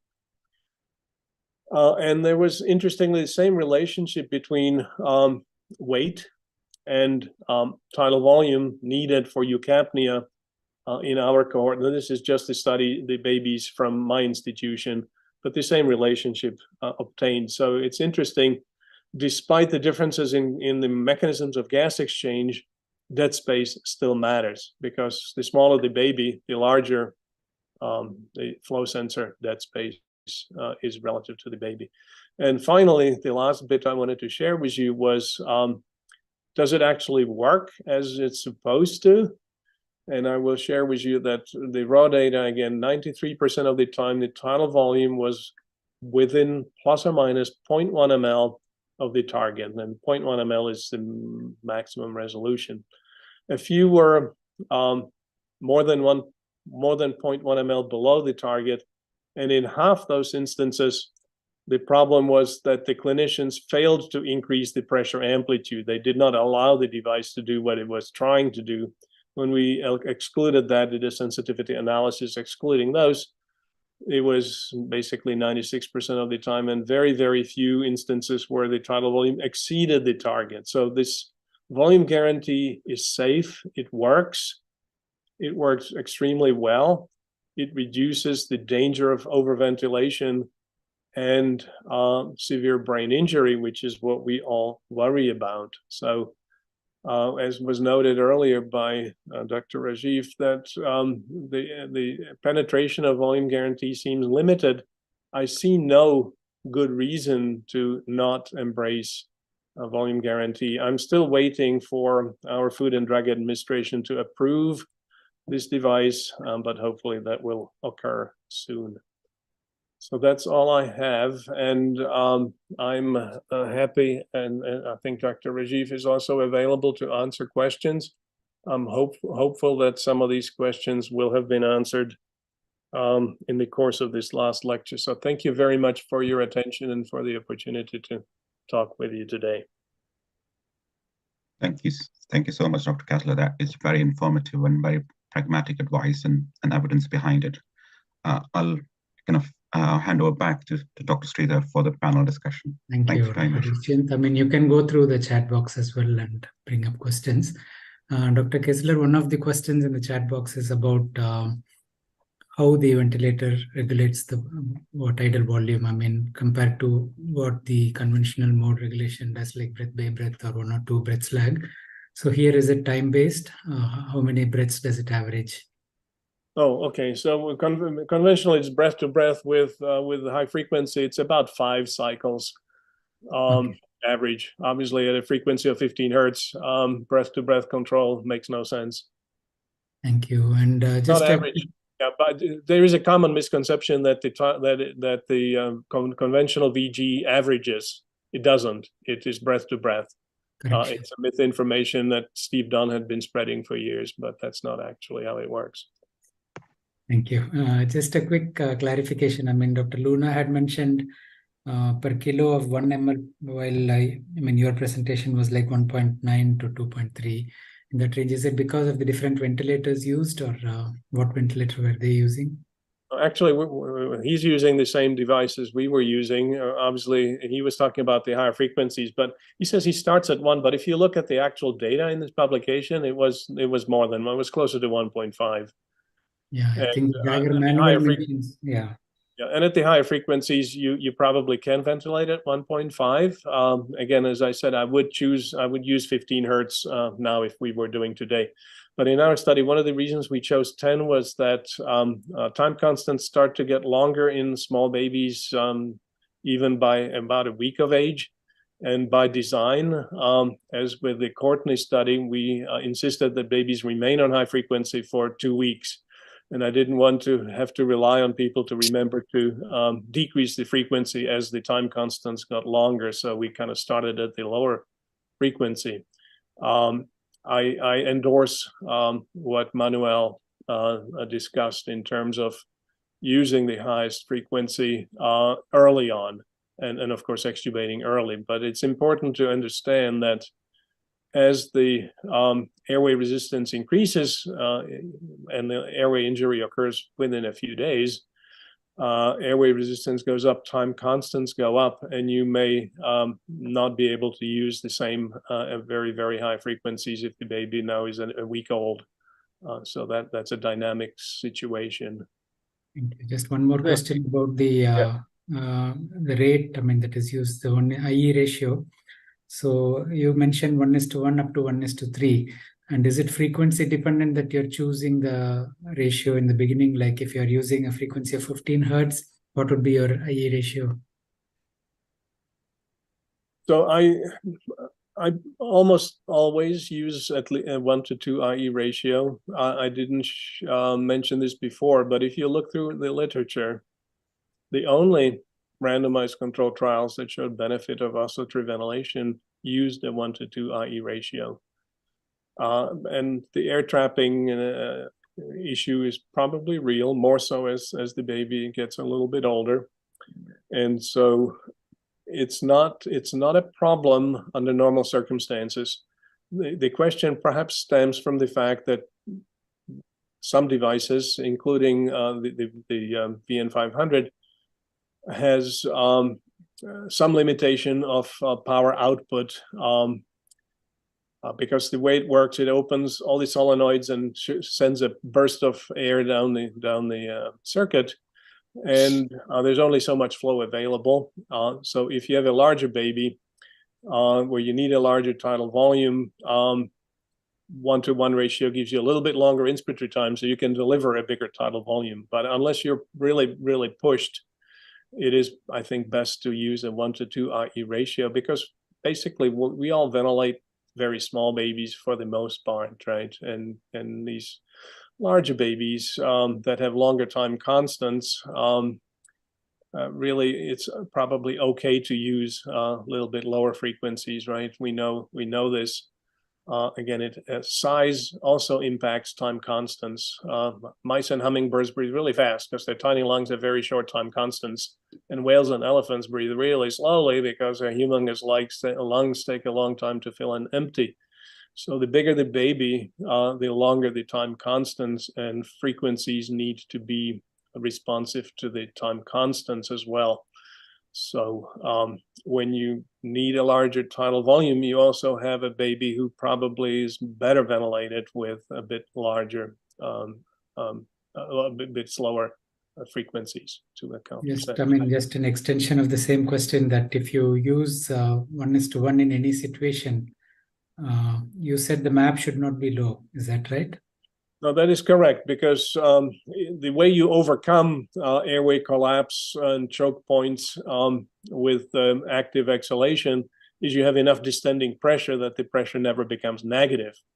But if you have a mean airway pressure of 10 and an amplitude of 30, at the low point, maximum negative deflection, you actually have negative intertracheal pressure, and you are likely to begin to collapse the airway and cause air trapping.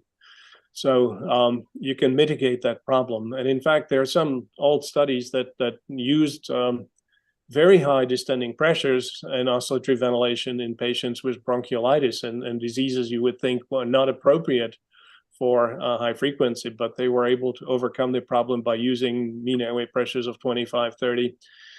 So it's the choke point, the collapse of the airways, both small and large, are an issue when your distending pressure is relatively low and your amplitude is high and your ratio is 1:1. So that's to be avoided. Thank you. Martin, Yes, Martin, Dr. I want to ask you one very important question, because all over the world, when do you use these hertz of 5 to 7? In which condition do you use such a low hertz to in chronic lung disease? And I'm not able to figure out why such the machine becomes extremely powerful at 5 hertz. Yeah, the machine can generate, I mean, obviously powerful is, I mean, the tidal volume generated is a function of amplitude and frequency. So you can use lower frequency with lower amplitude and not beat up the lung too badly. But when you have high airway resistance, like meconium aspiration or chronic lung disease, you are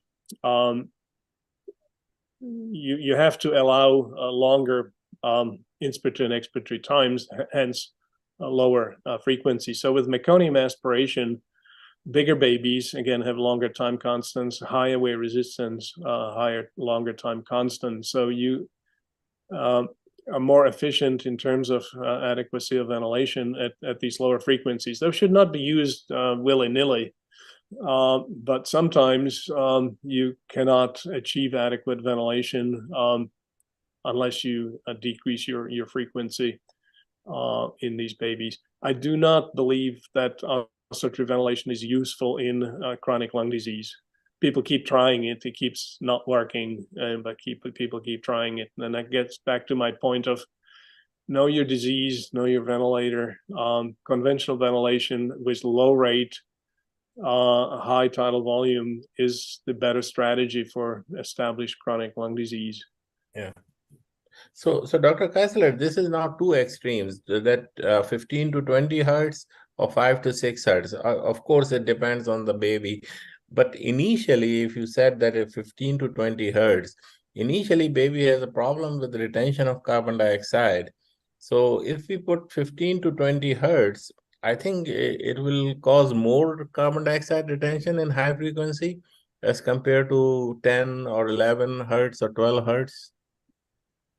So not necessarily, and there are a lot of considerations, including, is the lung overexpanded? Do you have increased alveolar dead space? Is that why your CO2 is high? Maybe you're air trapping. Maybe the lung is over recruited. But the frequency, as long as the concept that Manuel advocates is very sound, the whole concept of high frequency, right, is gentle ventilation, the smallest possible tidal volume. So as long as you can achieve the small tidal volumes without air trapping at the high frequency range, that's fine.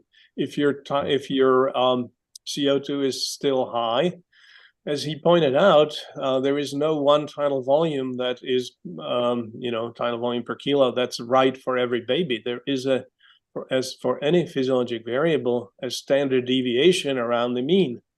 We're talking about mean values, but your baby may need a bigger tidal volume. My baby may need a lower tidal volume.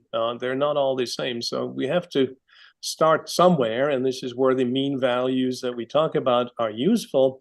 But then you have to look at the response, both in terms of blood gas, but even before you get to the blood gas, you look at the baby. We don't use heavy sedation. We use hardly any sedation in our patients because the patient's response is perhaps even more valuable than the blood gas. And I do not take kindly when my fellows show me a bad blood gas, because I tell them you should have recognized that your baby was not adequately supported. So you don't want the baby overventilated. If the baby becomes apneic, the pH is probably too good. You want the baby to breathe. I want the baby to show me a respiratory drive, and that way I know he's not alkalotic. I don't want the baby to be tachypnic and retracting, because that tells me he's acidotic, and I probably need to increase my tidal volume. So, what Manuel said is he starts at 1, but then he goes up to whatever the baby needs. And typically it ends up being probably close to 1.5 mLs per kilo, which is still below anatomical dead space. So we need to be good clinicians. We need to be at the bedside. We need to look at the baby, not just the blood gas, because there's a lot the baby can tell us if we know how to listen. Sure. So the other question is related to the same thing, that if the volume, you are putting the volume, let's say 2 ml or 1.5, as you said, and the baby is not improving. So what we can do, of course, we are looking at the baby, we look at everything. The chest X-ray is bad.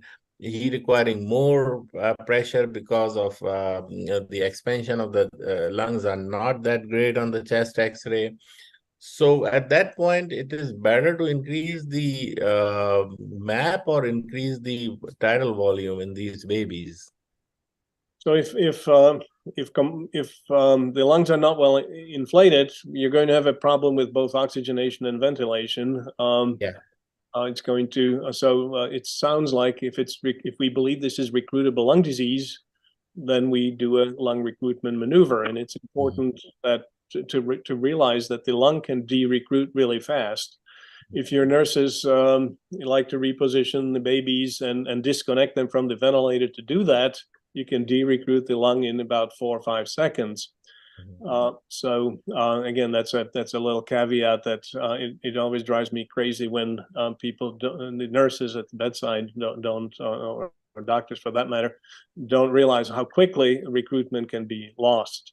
So if you have a poor oxygenation and the lungs looking dense and poorly expanded, clearly you need to do a recruitment maneuver, find the optimal distending pressure. But again, once a lung collapses, it needs more pressure to open than it did before we allowed it to de-recruit, right? So the critical opening pressure is higher than the critical closing pressure.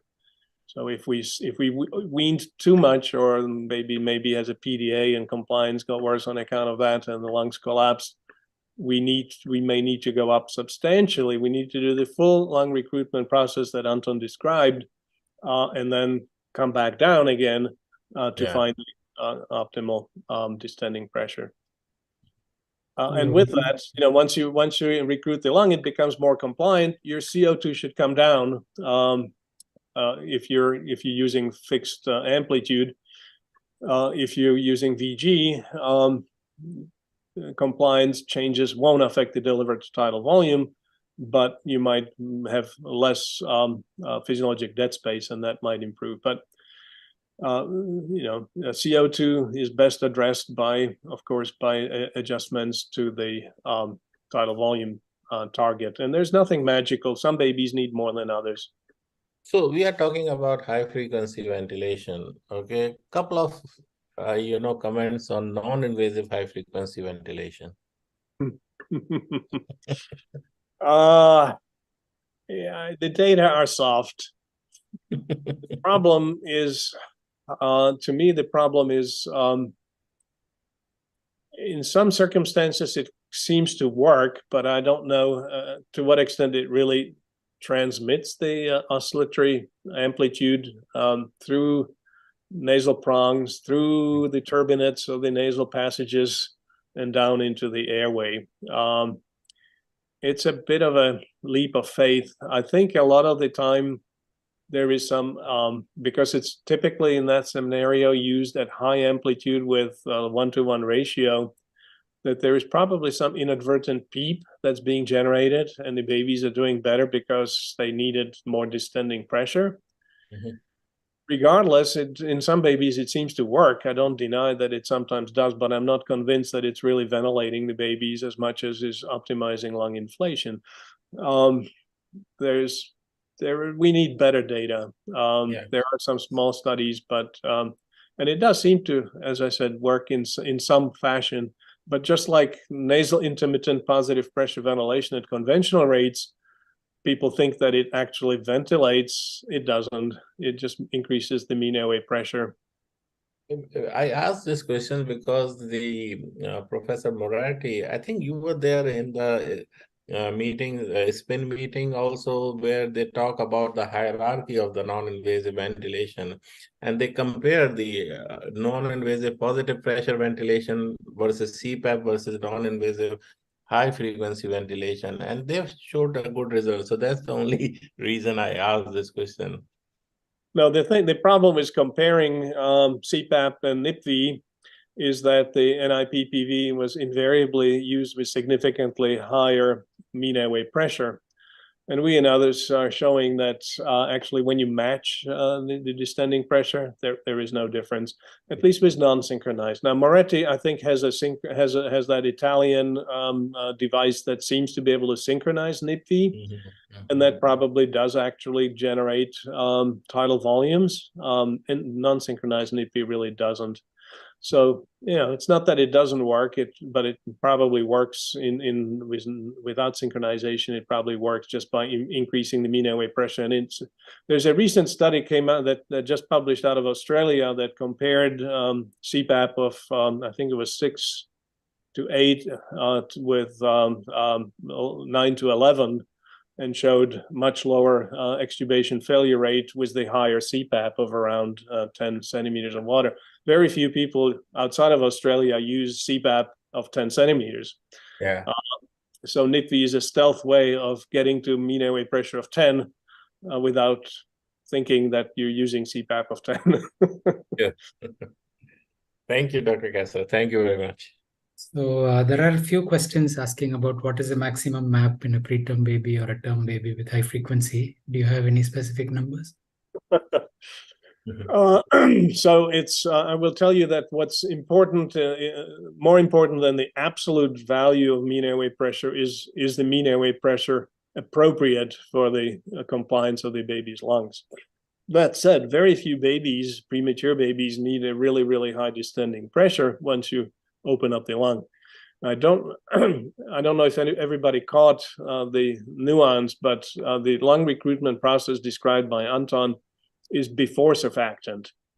So these are surfactant deficient lungs, and they do lung volume recruitment with the oscillator prior to instilling surfactant, because they believe, and there's some evidence to support that surfactant distribution is more even when you administer it into a recruited lung. So the pressures that he was describing, well in the 20s, is not what you're going to see if you choose to give surfactant first, give surfactant in the delivery room, and then use distending pressure. That said, there are some babies, sick babies with other conditions that may require a fairly high distending pressure, but more than 20 would be unusual. But again, it's every baby is different, and I don't like to put absolute limits. You can't go above X, because the available evidence tells us that it's not pressure but excessive volume, right, that causes problems and lung injury, and that pressure transmission to the mediastinum and impairment of venous return results from excessive distending pressure, excessive to the degree of lung compliance, rather than absolute level of pressure. So the important thing is, if you're having to use a higher pressure, is to make sure you try to reduce it, and not, once you achieve some recruitment, that you come down on the pressure, that you don't stay at the really high pressure.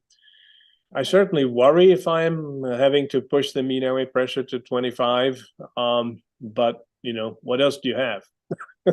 If the lung volume is still low and oxygenation, and the lung's still dense, and we might have to go higher. But as Anton pointed out also, if you repeatedly increase your distending pressure and see no improvement in oxygenation, you're probably not helping the baby by continuing to increase.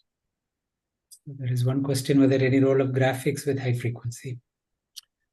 Yeah, well, most of the modern high-frequency devices will give you graphics. You don't get pressure volume loops. You just get the basic flow, the three standard waveforms. No, you don't have the same kind of information that you get with conventional ventilation, and really the whole mechanics is so different that there is really no equivalent to those loops. But I think the most important graphic, if there is one, is monitoring the DCO2, because that very closely tracks with your transcutaneous CO2.